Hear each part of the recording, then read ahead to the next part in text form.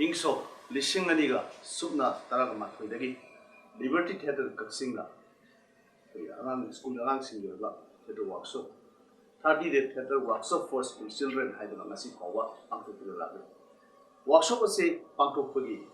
पादमदि school तमलिबा अगांग सिंगसु थिएटर की बेसिक नॉलेज खर पीबा नमलगदि होजी होजी पंपुगी खुंगंगी लमदमसिंग अमदि मणिपुरी ओइनसु थिएटर की खोंजन होगी लमजेल असे सोनथरपा तपथम पुम तौइबा सिदगी खजितंग ओरसु होगी होन हारुन सिंगसिदा थिएटर की वखलोन हेनबा थिएटर की लम ता बेसिक नॉलेज का लेनबा थिएटर वर्कशॉप से पाठोसगी थिएटर वर्कशॉप से कोई सही खुदिंगी जून था हदी स्कूल सुटी था कॉलेज स्कूल मतंदा पाठोसे हदकी 2020 द पाठोकदोइबा सिना मापन सुबा थिएटर वर्कशॉप में तसेंबगी किसी तार सुबोगदमनी अदबो इंग लिसिंगनी सुमना त्रांगादा थिएटर को बसी मणिपुरी मपानदा थिएटर फेस्टिवल में यावना मरमदुना पई पाप चलो नमकिदे थिएटर वर्कशॉप से हनकी वनदी कोविड-19 पेंडेमिक लेगुना मरम अरगा पई लॉकडाउन लेबसिना मयाम पुनबगी अथिन लेनिना कोना केवल वर्किंग खुथांगा हिरम क्यादा हिस्ट्री दा फोकलोर दा नृत्य संकीर्तन हिंदुस्तानी संगीत योग मणिपुरी जगोई हांगता नसिंगबा कोई सब्जेक्ट एक्सपर्ट सिंग असिना लेक्चर कम डेमो तौरगा वीडियो रिकॉर्डिंग तौरगा कोई केवल नेटवर्क की खुथांगा आरोप सगन पाखुक सगन लोइनाना यूट्यूब तेसु अपलोड तौजगनी लोइना कोई थिएटर की मतांगा समलपा आगाम सिंगसु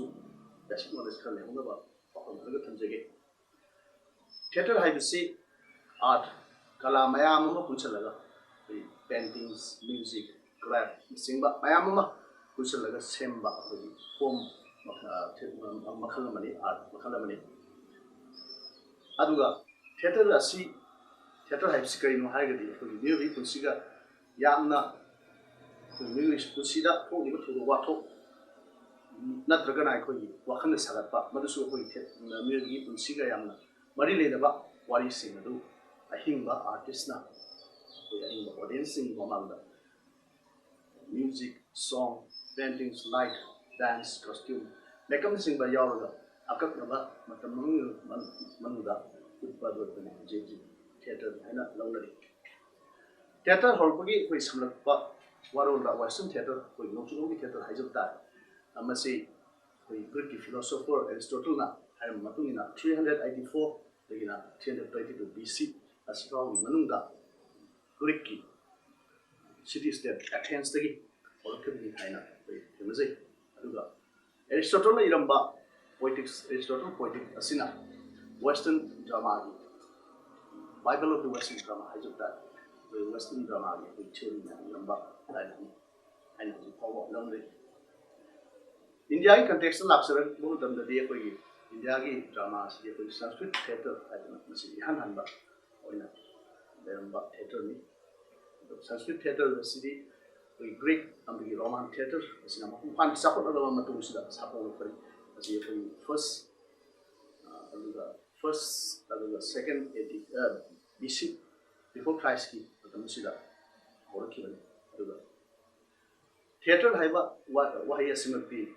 ग्रीक की लोन थिएट्रोन हाइबदुदी लाखिबनी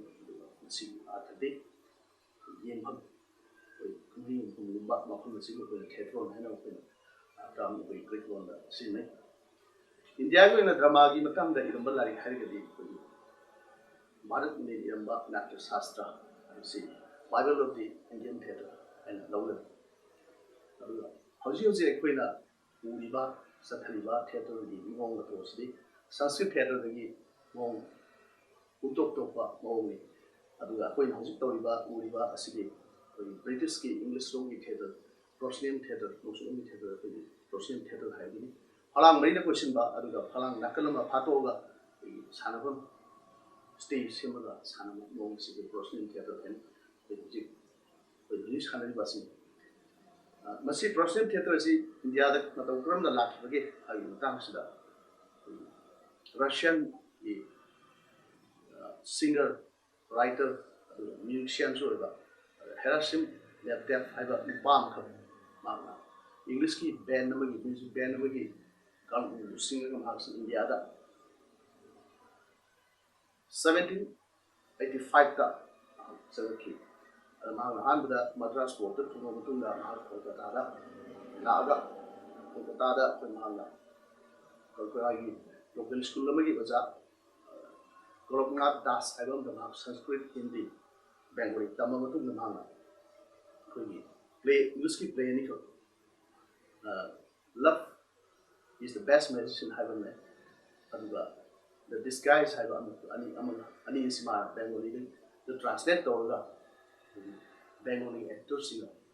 India da ihan handle the Ocean Theatre si 1795 da makamadu intellectual se the pullaga the theatre group am same da utki masina anba India the Ocean Theatre for the hada lila hadu so wiki Manipur context la aksar matang sida Manipur si koi han rejeramba koi aladi amina kumina British na Manipur 1891 da koi kumsara matung sida Manipur ki theatre da so apong ba on ba su lakhi han ba Manipur da professional theatre ukhi basli bawpara da leiba Amasaran mukhya padhyay natyashala haina Bengali na saba mandap amada Bengali actors singer Bengali Malonda professional theatre hanba Manipur ukhi adi matungda 1905 ta agoli haiba dilam ka uza bihari toba amana Manipuri da Bengali ni handoga ma masang ki yunda dilasi ukhi adi matungda 1922 da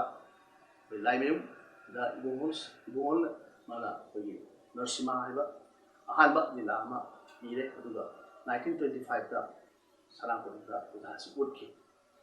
asumna Manipur da professional theatre ki khongjeng asi asumna sum kakala pergi 1931 da Manipur Dramatic Union nikale aduga 1935 da RM Theatre aduga Society Theatre adugi makha tabda 1943 da Dumon Theatre nikale aduga ngi lamdam da 1945 da Dramatic Union aduga 1955 da Namdum Dramatic Union nikatki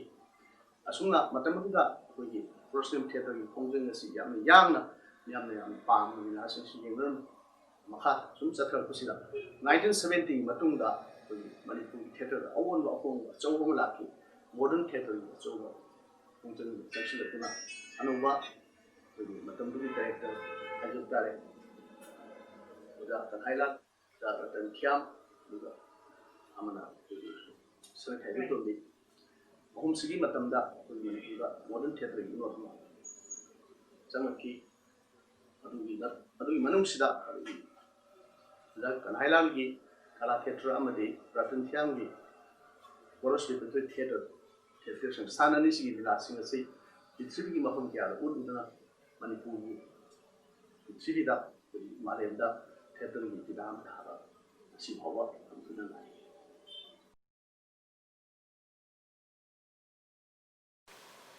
Sigum laba nungairaba program 30-day theatre workshop for school children Koba Liberty Theatre na silangno honariba asida aibu saru kazikdang yajaw waidna takpi rakuna aina rao pomsida ngangsing saisu marom pam puno masiga loina na wari watai kar sana bugi tanja pangsi ai asuki matik nungai jai thamoi da pen poksai aina khangjaba aijaba yamna chawna leijaba na te ngonda adu ai ki khangja aijaba khara share to minaba saruk yaminaba chaisu chilnau mayamda wari thokchabagi nungai jaba da ngonda yamna chawna leijai ai hujik kogi program si unganaba mafam do ai makha chathajrage ngasi kogi program sigi director na ingonda sinabiriba assign tawbiriba topic si folklore dane folklore ai basi masina kaliba area jaga si ꯑꯣꯟꯊꯣꯛꯅ ꯌꯥꯝꯅ ꯆꯥꯎꯈ꯭ꯔꯦ ꯑꯩꯈꯣꯏꯅ ꯈꯪꯉꯤ folklore ꯍꯥꯏꯕ ꯋꯥꯍꯩꯁꯤ ꯏꯪꯒ꯭ꯔꯦꯖꯤ ꯋꯥꯍꯩꯅꯤ ꯋꯥꯍꯩꯁꯤꯃꯛꯁꯨ ꯋꯥꯍꯩ ꯑꯅꯤ ꯄꯨꯟꯁꯤꯜꯂꯒ compound ꯇꯧꯔꯒ compound ꯋꯥꯔꯗ ꯑꯃ ꯍꯥꯏꯕꯗꯤ ꯀꯝꯄꯥꯎꯟ ꯋꯥꯔꯗ ꯑꯃ ꯁꯦꯝꯕꯅꯦꯕ ꯐꯣꯛ ꯍꯥꯏꯕ ꯑꯃꯒ ꯂꯣꯔ ꯍꯥꯏꯕ ꯑꯃꯒ ꯑꯗꯨꯅ ꯐꯣꯛ ꯍꯥꯏꯕꯁꯤꯒꯤ ꯑꯔꯊꯁꯤꯅ ꯁꯥꯙꯥꯔꯅ ꯑꯣꯏꯅ ꯃꯤ ꯍꯥꯏꯕꯅꯤ ꯄꯤꯄꯜ ꯃꯤ ꯀꯥꯡꯂꯨꯞ ꯑꯃ ꯑꯗꯣ ꯈꯤꯇꯪ ꯀꯨꯞꯁꯤꯟꯅ ꯍꯥꯏꯔꯒꯅ working people working class ama thabak shuba nomiba group ama special group ama adu oina longnai masigi folklore haibasigi arthase koina maitai londa handoka tardi zainausing noi sum nakalu karmaina kai da chanaga degi yengsiaba adu ai wakal da sumaina kanjai folklore haise kunung lonchat haiba tare kunung lonchat haina sumaina hanba yai aduna akoi gi folk haibasida lord hapsilaga compound word oina semani folklore haise anai koi maitai lon da su akoi khangi wai amata mathanda tongana lepchabada arthama aina phongdokningiba arthasi ningba thungta lordi atopa wai amaga paksinarodi pusillaga ni si taisna matamdadi arthaji khar chauna thopa aduma se koi thenge adumaradi masak haibonga mage kuchu kumen machu haibonga ani siragi matek lofoga sakchu hainai koina semadi nasai mi dugi misak amagi nupa khangde nupi amagi khangde amagi leramba masak tu dagi magi machu oiduma mo hapsilgani sakchu duna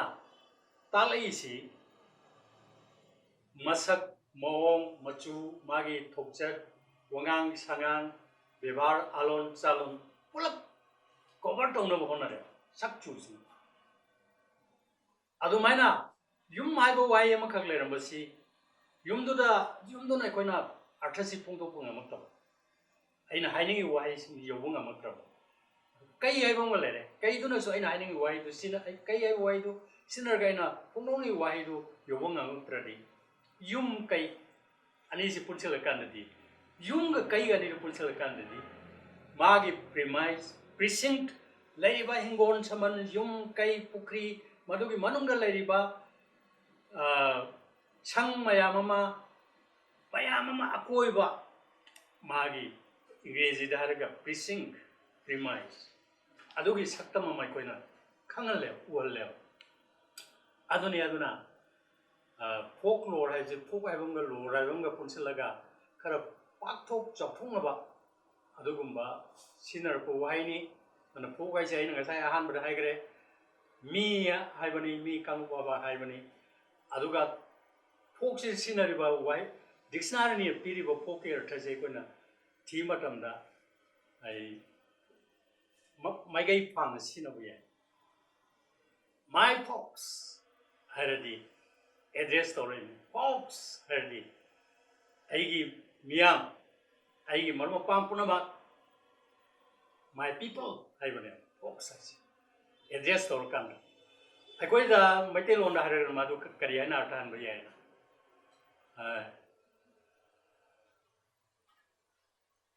nupasa hain laur kane akoi leader do na nupasa natragana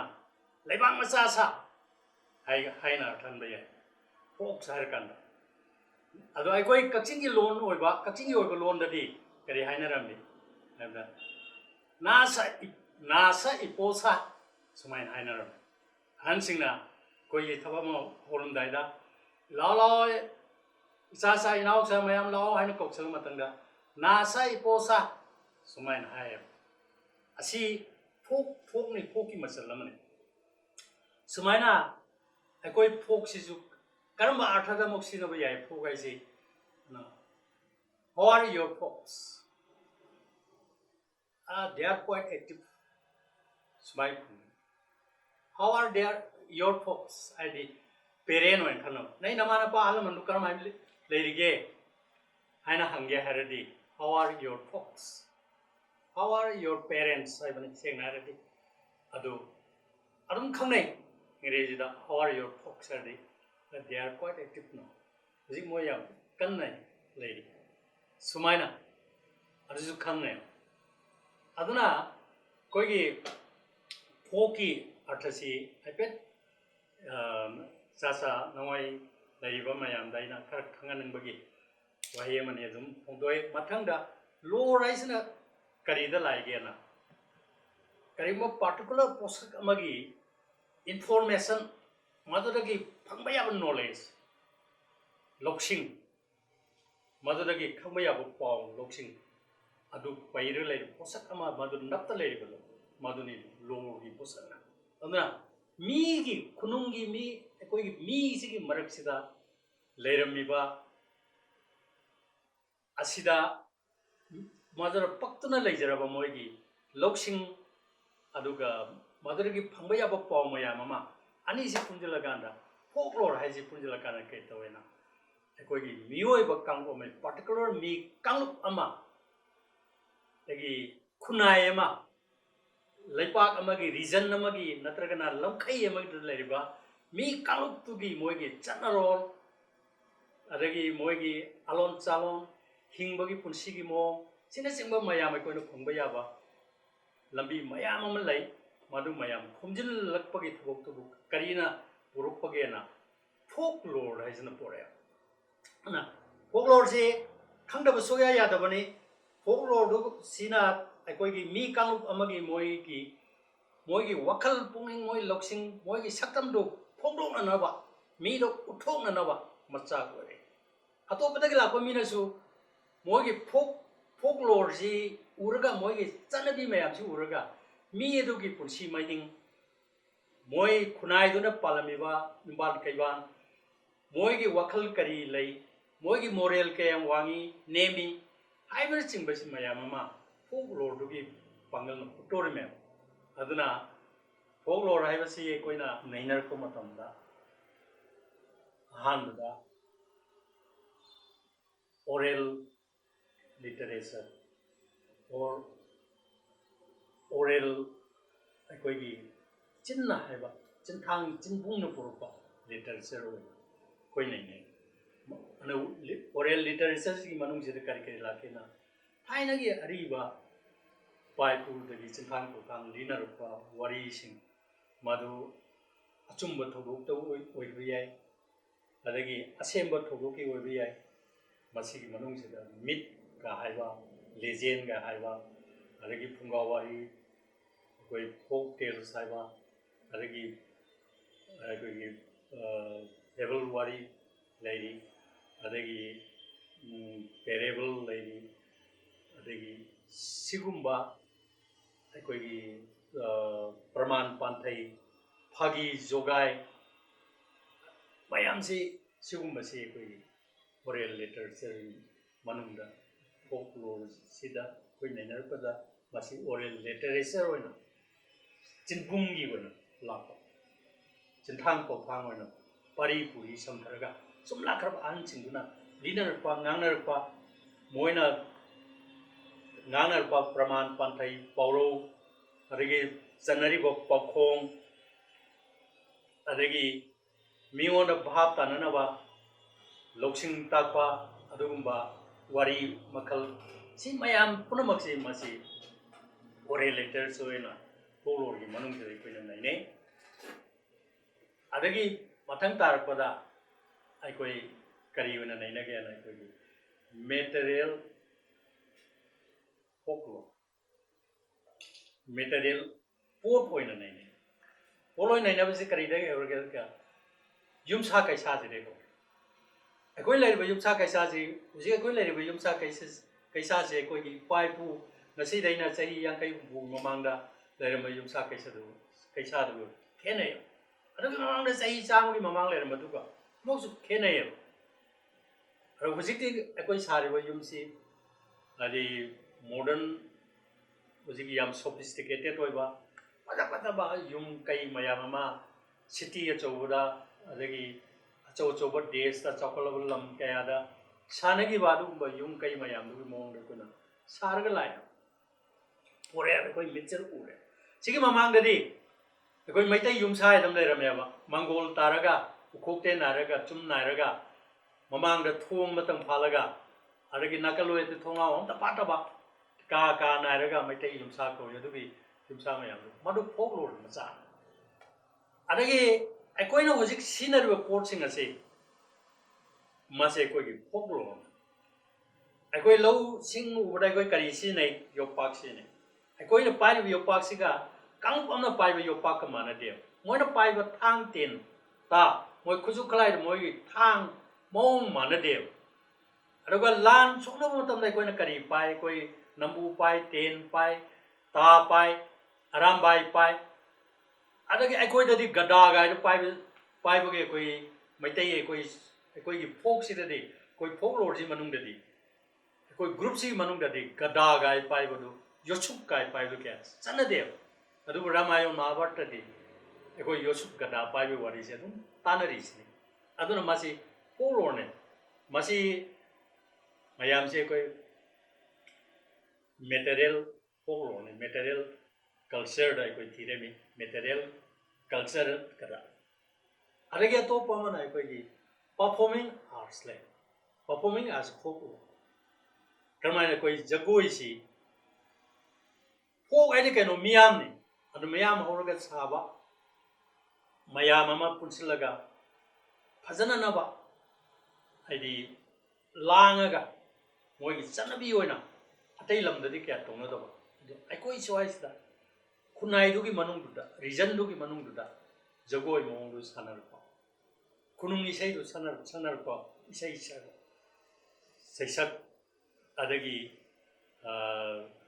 ngang adagi miyam ji pelan na hona bagi lila utpagi drama utpagi moi mayam sina performing art adi performing art sisu koi folklore si manung amane adagi mathang da koi aina sa haijare koi wari watai sanabagi mo adagi phagi jogai tongnawi mo adagi poktak pinabagi mo langphai chatpagi mo adagi aki akhangi mi dugi masala pakpa mo sadaron harabda koi gi swagi mi angang singi wakalda akoi gi folklore dugi sanabi duna pathang lakiduna maramorga कोई से करा wide तमनबी लई कराइदा लाइफम लई कराइ वाइदना तिनफम लई अरे कोई मयाम आलमन सिंगसे कोई वारी मयाम लीरमनिना कोई की माइंड सिदा अकी अखंगी वखनमा अदुम पोले अदुना चटपदा जता तौबदगी हौरेबा लमजे जत्रा तौबादी ngasi खोंसा लगे हाइबा उंफम सिदगी कोई की फोकलोर की मसाक से दुम संगे खोंजे येना थांबा हो ओइना थांबा हो नाटोन सोर सिदा लेरदी यो ओइदा लेरदी ओइना थांग येदा लेरदी येना थांग सिगे चनब लोचन मयामा मफम अदु योबन नंग अमांग सोइ तौबदे मपान थुपदे अदवाय दु लाइटिन लेबि थाजनबि अदगी अदु लेरदी तमनबि लाई लई हेबि थाजनबि सिगुमबगी मयामा लेरिबा मयाम से मसिसु folklore की मचांगे मरमदी अखोइदा पखरिब अखोइगी माइंड सिदा माइंड सेट सिदा अखोइदा पखरिब मयाम दु यूरोप तकी निपा मसि लागान सिदा लम सिदा अखोइ लेगान सिदा अखोइना वरी फनेयाम लिसिलजु माइ नाकोंगु चंगोय मोंद चंगोय पकरोय अदु खेनबदु लय अदुना सिगुमबसि येंगगा पुलपना कलेक्टिवली अखोइना येंग मतमदा खुनाइबगी मागी हिंगबगी पुलसिगी महिंग माना सूरिब नोमलिबा चलिबा मागी पंडम भावमैदा मागी पुंसीदा करी ओइगे हेबे पंडम भावमै करी लेगे हाइबा चिंगबो भावमगी मंगान से मसी करीना उठोगे करीना पिरगे हेरदी फोलोर न पिरे अन फोलोर हेबसे कोइ खंगदबा यादे नैनदबा यादे अदुना निंगसी ꯃꯣꯏꯒꯤ ꯑꯣꯖꯥ ꯗꯥꯏꯔꯦꯛꯇꯔꯅ ꯁꯤꯜ ꯂꯥꯡꯉꯒ ꯑꯩꯈꯣꯏꯗ ꯐꯣꯛꯂꯣꯔ ꯍꯥꯏꯕꯁꯤꯗ ꯂꯩꯔꯤꯕ ꯃꯆꯥꯛꯁꯤ ꯀꯔꯤꯅꯣ ꯍꯥꯏꯕ ꯈꯪꯅꯅꯕ ꯑꯩꯈꯣꯏ ꯋꯥꯔꯤ ꯋꯥꯇꯥꯏ ꯁꯥꯟꯅꯕꯒꯤ ꯄ꯭ꯔꯣꯒ꯭ꯔꯥꯝ ꯑꯃ ꯁꯤꯜꯂꯤꯕꯁꯤ ꯑꯗꯨꯅ ꯐꯣꯛꯂꯣꯔ ꯍꯥꯏꯕꯁꯤ ꯁꯤꯅꯤ ꯍꯥꯏꯕꯒꯤ ꯆꯥꯎꯔꯥꯛꯄ ꯃꯁꯛ ꯑꯃꯗꯤ ꯑꯩ ꯅꯉꯣꯏꯗ ꯍꯥꯏꯔꯦ ꯑꯩꯅ ꯉꯁꯥꯏ ꯍꯥꯏꯈꯤꯕꯗꯨꯅꯤ ꯐꯣꯛꯂꯣꯔ ꯍꯥꯏꯕꯁꯤꯒꯤ ꯃꯅꯨꯡꯗ ꯂꯩꯔꯤꯁꯤ ꯌꯥꯝꯃꯤ ꯃꯈꯜ ꯌꯥꯝꯃꯤ ꯑꯗꯨꯅ ꯐꯣꯛ ꯂꯤꯇꯔꯦꯆꯔ ꯍꯥꯏꯕꯁꯤ ꯃꯈꯥ ꯇꯥꯔꯛꯄꯗ ꯑꯩꯉꯣꯟꯗ ꯈꯔ ꯃꯔꯤ ꯂꯩꯅꯔꯤꯕꯁꯤ ꯐꯣꯛ ꯂꯤꯇꯔꯦꯆꯔꯁꯤꯗꯅꯤ ꯑꯗꯨꯅ ꯃꯤꯠ ꯍꯥꯏꯕ ꯂꯦꯖꯦꯟ ꯍꯥꯏꯕ ꯐꯣꯛ ꯇꯦꯜ ꯍꯥꯏꯕ ꯐꯦꯕꯜꯁ ꯍꯥꯏꯕ ꯑꯗꯒꯤ ꯂꯩꯔꯤꯕ ꯑꯩꯈꯣꯏꯒꯤ ꯅꯦꯔꯦꯇꯤꯞ ꯃꯌꯥꯝꯁꯦ ꯆꯤꯟꯕꯨꯡ ꯋꯥꯏꯗꯅ ꯋꯥꯔꯤꯅ ꯂꯤꯊꯣꯛꯑꯒ ꯈꯪꯍꯟꯅꯕ ꯍꯣꯠꯅꯔꯛꯄ ꯁꯤꯒꯨꯝꯕꯒꯤ ꯃꯆꯥꯛ ꯁꯤꯗ ꯑꯩꯅ ꯂꯧꯈꯠꯆꯒꯗꯧꯔꯤꯕꯁꯤ ꯑꯍꯥꯟꯕ ꯑꯣꯏꯅ ꯃꯤꯠ ꯍꯥꯏꯕꯁꯤꯅꯤ ꯑꯗꯨꯅ ꯃꯤꯠꯀꯤ ꯋꯥꯔꯤꯁꯤ ꯀꯔꯤꯅꯣ ꯃꯤꯠ ꯍꯥꯏꯕꯁꯤ ꯀꯔꯤꯅꯣ ꯍꯥꯏꯕꯁꯦ ꯑꯩꯈꯣꯏ ꯍꯥꯟꯅ ꯈꯪꯕ ꯇꯥꯔꯦ ꯑꯗꯨꯅ ꯃꯤꯠꯀꯤ ꯋꯥꯔꯤ ꯑꯃꯇꯪ ꯂꯧꯈꯠꯆꯒꯦ ꯂꯧꯈꯠꯇꯧꯔꯤꯕ ꯃꯤꯠ ꯑꯁꯤꯁꯨ ꯑꯩꯈꯣꯏ ꯀꯛꯆꯤꯡꯒꯤ ꯑꯣꯏꯕ ꯃꯤꯠꯇ ꯑꯩ ꯂꯤꯖꯒꯦ ꯑꯗꯨꯅ ꯃꯤꯠ ꯍꯥꯏꯕꯁꯤ ꯁꯨꯝ ꯌꯦꯡꯕꯗ ꯑꯩꯈꯣꯏꯒꯤ ꯄꯨꯋꯥꯔꯤ ꯑꯩꯈꯣꯏꯅ ꯃꯩꯇꯩꯂꯣꯟꯗ ꯍꯥꯏꯔꯒ ꯄꯨꯋꯥꯔꯤ ꯍꯤꯁꯇ꯭ꯔꯤ ꯏꯇꯤꯍꯥꯁ ꯍꯥꯏꯕꯒꯤ ꯃꯆꯥꯛ ꯑꯃꯗꯤ ꯁꯨꯝ ꯑꯣꯏꯕꯒꯨꯝ ꯁꯨꯝ ꯆꯠꯄ ꯑꯗꯨꯒ ꯃꯗꯨꯅ ꯏꯇꯤꯍꯥꯁ ꯄꯨꯋꯥꯔꯤ ꯑꯣꯏꯅꯗꯤ ꯀꯥꯈꯠꯂꯛꯄ ꯌꯥꯗꯕ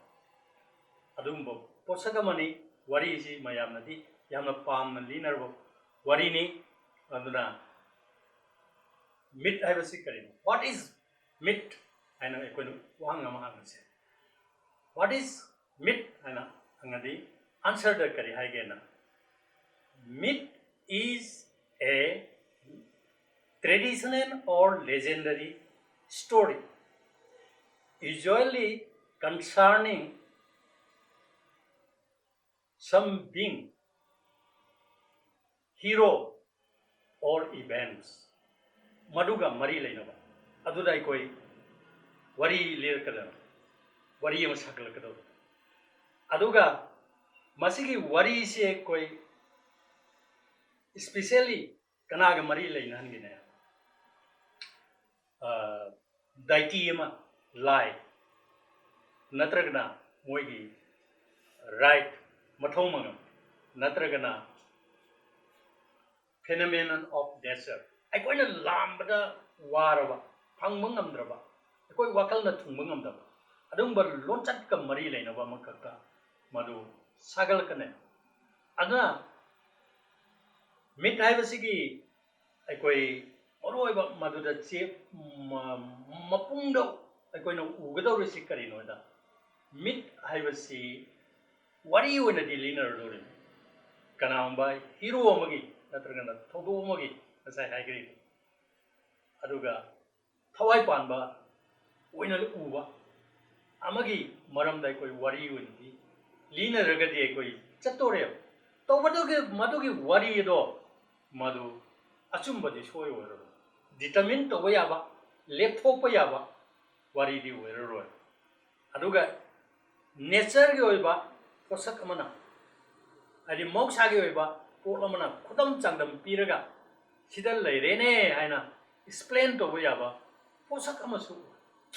ꯑꯣꯏꯔꯣꯏꯑꯕ ꯑꯗꯨꯅ ꯁꯝꯅ ꯍꯥꯏꯔꯕꯗ ꯃꯤꯠ ꯍꯥꯏꯕꯁꯦ myth is widely held, but it is a false belief or idea. Sumaina hai. Myth ai basi ki wari si ya pak sana dilli ne. Aduga mazi achumba di soy oi de. Thaja ba yad ba posak ama. Da thaja laga wari si chum li re dum chat bane. Tabar nungai bane. Madugi posak tu kari kawai myth kawai. COVID-19 tamthiraba laisat asidagi ngakthoknaba aikhoi khudingmakna leingakna amadi akhang haisingna thamliba nitising ngakna chasi leingakna laukthokliba lockdown gi wahanthok lahensi mask sizinaba khutsa sanitizer natraga sapona sengna hamdokpa amadi social distancing kawiganu loinana front line da thabak tawriba singbu ikai khumnabiyu stay home stay safe Ujik aina lokha chadoriba myth ki wari si ꯑꯩꯈꯣꯏ ꯂꯝꯗꯝ ꯀꯛꯆꯤꯡꯒꯤ ꯑꯣꯏꯕ ꯑꯗꯨꯒꯨꯝꯕ wari amani masi koi pai pu na originator na ngapi sinbi pa kachingi praja sibu ek kunthok padagi kundar padagi hona ngapi sinbi no lava lining thowa mani pai pu ibudo ni haina khalapa lumba khamlang bagi maram da linawa wari du aina bijage masi leiroi lithok sabasida ai leibai chai su sing marmapang sing sida aina khangjaba khara aina share tok jaba sigi nuai jaba ai uchabane masida soingam thobu punumaktu mayam tabi punumangna ngapi ganena kanjai aduga lining thogi sorom da suai ya kha su sangaga ai anana kurumjai ai koigi Manipur haibasi malem sigi manungda ishor kone ishor prakriti sina semakuda khading fazana semba jaga singi manungda amani hena ikun sinthawe ya kyagi matik ti fajaga yamo sangbana ba singlon kayana koisil laga kois thame adum ba sangbana ba singlon chingdugi makha sida fajarba tampak amasida hai lai wahi pik thanna mafam sida koi chekla kaya gi sanapam oina masida prakriti na sembi tham fajarba pat maya mama mixevi matawuna thambire masida makhal kaya gi nanu se wayam mayam taraga sakta bom oi sigumba fazaraga mai koigi sanalai pak sida matam mamada krisap sahi asidagi sorana sahi lising ani rongi mamang doai da pakhang baiba nithoguna Laisna haiba magi maharani duga adidu adada koi ambal da to maharani koi manipur pasi mana pambal tong sei si इतिहास युवसिंगी पुवारी युवसिंगी कोटा कृष्ण की कुंठाओं में कृष्ण न पोखरबा मतुम चाहिए कुंठाओं में ना तो ये है न पाले अरुग माना निठो रमिबा पाची की निठो रमिबना सही साम आवे कृष्णा परिसिंगमगा अलिसिंगम सॉरी कथलो किसाब सामगे यांखै मरी फावो रमियाना पानरी सिगुम्बा पाखंग मसी गा लाइसना गना फंबाल थक्ता nganthoi numit ani thopogum thajani ngabugum aduki mati fajai aina an singna ainai sai sakpasingna ari lining tho lining ani sigi fajawa thawada sajik ani thopogum thawal ani thopogum fajai aina dumaina aina ba lining tho lining ani sina koile pasi tho mare oi mare nomo inumilamade ai gudo pakhang bagi rani maharani magi taloi laisna sina hai maharaj nikhoi gumo nangsi numirang sida lai oine to man ye duga nukchin dana taibang mi oi le nangna satli bai maram se yam khangningi engon da pukning da nupijagi mapok ta pok chabanina ai di khangning ba adagi jingnaba mayam amu si sa pole aduna ai yam khangningi aduna nang karai salimo hai gamna ma na hai ma hai bidi kana no pakhang bana hai ada ai ne sali se te dun te gi lai món một phong mày mình mình làm gì đây cô này vài vài tay sao này thì coi awa ngoài share to mình này ngoài một phong độ này coi qua ta này cái mà na lấy bạc xem cái này lấy dao cái này hay bớt xí mà làm đây coi qua ta nào bớt xí Bare, lại sang nào ado di Maharaj in thogungo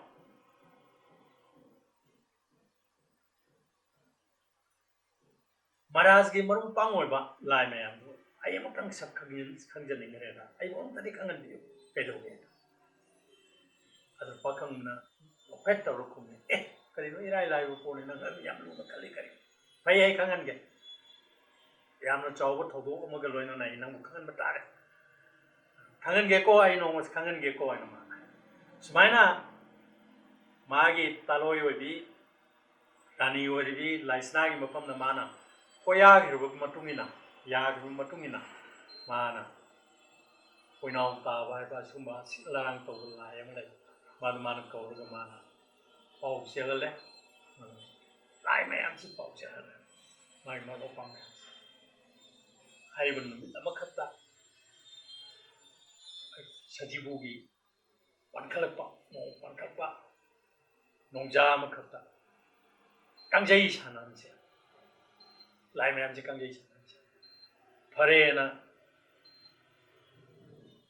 koinau ta ba baton ti lai mai am lai da nate baton to ri si mi po matam dara taibang mi si mi po kongar mi yauri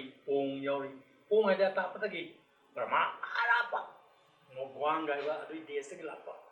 mi sing se koi si sir la ko matam da kunda da la ko matam mo pong ko adu mo kang ku mi ru ko koi si le mi ba mi ayamama are marta lai mayamama lai ne na matam da longnar ba lai koi thajana bagi matungina mitchi gi matungina mitki wari jing matungina lai oina thajara ba kang ko mayamama pai sei manung dagi kangjai silla kangjai sana basi kus misang amana thangjing nai duna lusinge tobo misang amadana marjing na lusinge sumaina marjing thangjing na lusing bo kangbu sida kana yauri oknare na haiba yauri khori lai khori phabo yauri adegi ikop ningthau yauri irong ningthau yauri oi mayam am yauri moi tare la marjing na luching iba kangbu sidana kana yauri koi ibudo khamlang si yauri adegi lai no saba yauri adegi irum ningthau yauri panthoi bi yauri sumaina lai ji kuchang nai na tare le ga kangjai ji sana kaya gi matik pajana pajai lai mayam duna pajar bacharei tholaga sana kuchugi dagi hena sana gi mat kuchu dagi hena pajarba yeng bada mangal thoba dugumba masak matau watraba mayam duna kangjai gi mukta pairaga ground gi mayai dru lai tengaga lai sirum bawo mayam si am kayam mani yeng ragena kari kanana thogidori kanana hai singbo utkadori kanana kharena thoyong sana gadori habsi pung yam changna yenga adagi dinga sai point out taweda asilarang to sina mai kangdum si pai re malumana kungadormi ulabo ngadagi kangjai je hogidormi matam sida nakan awang yeiba maga kha yeiba group ani thongna khaina kangjai ji sana ya ado liemna gram no chuk on ba ma mai no ko on ma khai na bang ga awang on bang ga awang ye ge da ka group ma ga sumaina liemna le nar ko matam jira bawo mayam ji koi le ro matam sida koi no ta jira kam rum si on tre na angkat kita gidi lai mayam si magi hai singbu na ba kam rum si mum no ona le ya lam sida irum ning thona ꯀꯥꯡꯗ꯭ꯔꯨꯝꯁꯤ ꯐꯪꯉꯒ ꯂꯩꯃꯥꯏꯗ ꯇꯥꯕꯒ ꯈꯤꯇꯪ ꯊꯣꯝꯕꯒ ꯈꯝꯂꯥꯡꯕꯁꯤ ꯆꯦꯟꯁꯤꯜꯂꯒ ꯈꯝꯂꯥꯡꯕꯅ ꯀꯥꯡꯗ꯭ꯔꯨꯝꯁꯤ ꯍꯦꯛꯇ ꯊꯣꯡꯒꯦ ꯊꯣꯡꯈꯤꯕꯗꯒꯤ ꯑꯁꯣꯝꯗꯒꯤ ꯏꯀꯣꯛ ꯅꯤꯡꯊꯧꯁꯤꯅ ꯇꯥꯞꯇ ꯀꯥꯡꯗ꯭ꯔꯨꯝꯁꯤ ꯍꯦꯛꯇ ꯑꯣꯛꯑꯒ ꯈꯥꯝꯃꯒ ꯏꯀꯣꯛ ꯅꯤꯡꯊꯧꯗ ꯑꯝꯇ ꯌꯩꯔꯦꯕ ꯁꯨꯃꯥꯏꯅ ꯑꯍꯧꯕꯗꯒꯤ ꯍꯨꯃꯥꯡꯁꯤ ꯃꯣꯏꯁꯤ ꯇꯥꯅ ꯀꯔꯤꯛ ꯁꯥꯟꯅꯔꯛꯄ ꯚꯥꯕꯣꯛ ꯃꯌꯥꯝꯁꯤꯁꯨ ꯍꯥꯏꯗꯤ ꯃꯣꯏ ꯌꯦꯡꯉꯤꯕ ꯃꯌꯥꯝꯁꯤꯁꯨ ꯁꯣꯔ ꯂꯥꯎ ꯍꯣꯟꯅ ꯃꯈꯩ ꯑꯁꯨꯛꯀꯤ ꯃꯇꯤꯛ ꯅꯨꯡꯉꯥꯏꯅ ꯌꯦꯡꯉꯤ ꯀꯔꯤꯒꯨꯝꯕ ꯃꯇꯝꯗ ꯄꯥꯡꯒꯜꯒꯤ ꯆꯥꯡ ꯌꯦꯡꯅꯕꯗ ꯊꯥꯡꯖꯤꯡꯁꯤ ꯆꯤꯡꯂꯣꯟ ꯀꯌꯥ ꯂꯥꯟꯅ ꯆꯣꯡꯕ ꯉꯝꯒꯗꯧꯕꯅꯤ ꯍꯦꯛꯇ ꯆꯣꯡꯉꯦ ꯀꯟꯅ ꯃꯗꯨ ꯎꯕꯗ ꯅꯣꯡꯁꯥꯕꯁꯤꯅ ꯂꯥꯏ ꯅꯣꯡꯁꯥꯕꯁꯤꯅ ꯅꯨꯡꯁꯤꯠꯀꯤ ꯃꯃꯥꯡ ꯊꯥꯔꯒ ꯆꯦꯜꯂꯛꯏ ꯃꯁꯤꯗ ꯁꯥꯟꯅꯔꯤꯕ ꯀꯥꯡꯖꯩ ꯈꯨꯁꯥꯟꯅꯁꯤ ꯐꯖꯅ ꯁꯥꯟꯅꯈ꯭ꯔꯕꯖꯥꯠꯅꯤ ꯃꯁꯤꯗ ꯃꯁꯤ ꯎꯔꯒ ꯄꯥꯈꯪꯕꯅ ꯕꯦꯝꯃ ꯆꯥꯅꯊꯣꯏꯕꯤ ꯁꯥꯟꯅꯔꯤꯕ ꯀꯨꯝꯍꯩꯁꯤꯕꯨ ꯀꯥꯡꯖꯩꯁꯤꯕꯨ ꯅꯪ ꯌꯦꯡꯕ ꯅꯨꯡꯉꯥꯏꯇ꯭ꯔꯕ꯭ꯔꯥ ꯑꯣꯟꯊꯣꯛꯅ ꯅꯨꯡꯉꯥꯏꯖꯈ꯭ꯔꯦꯗ ꯍꯥꯏ ꯑꯗꯨ ꯑꯁꯨꯛꯀꯤ ꯃꯇꯤꯛ ꯅꯨꯡꯉꯥꯏ ꯍꯥꯏꯅꯗꯤ ꯍꯥꯏꯔꯒ ꯃꯥꯒꯤ ꯃꯤꯠꯐꯝꯁꯤꯗꯤ ꯄꯥꯈꯪꯕꯔꯣꯝꯗ ꯈꯛ ꯑꯣꯟꯁꯤꯜꯂꯛꯇꯦꯕ ꯃꯥꯒꯤ ꯃꯤꯠꯐꯝꯁꯤ ꯀꯅꯥ ꯂꯩꯒꯦꯅ ꯒꯨꯔꯨ ꯈꯝꯂꯥꯡꯕꯁꯤ ꯈꯝꯂꯥꯡꯕꯁꯦ ꯑꯗꯨꯛ ꯃꯇꯤꯛ ꯅꯍꯥ ꯑꯣꯏꯕ ꯁꯥꯟꯅꯔꯣꯏ ꯃꯁꯛ ꯃꯇꯧꯁꯨ ꯐꯖꯩ ꯑꯗꯨ ꯃꯥꯅ ꯌꯦꯡꯕꯗ ꯄꯥꯈꯪꯕꯁꯤꯅ ꯎꯔꯦ ꯃꯥꯅ ꯌꯦꯡꯉꯤꯁꯤ ꯀꯅꯥꯗꯅꯣ ꯒꯨꯔꯨ ꯈꯝꯂꯥꯡꯕꯁꯤꯗ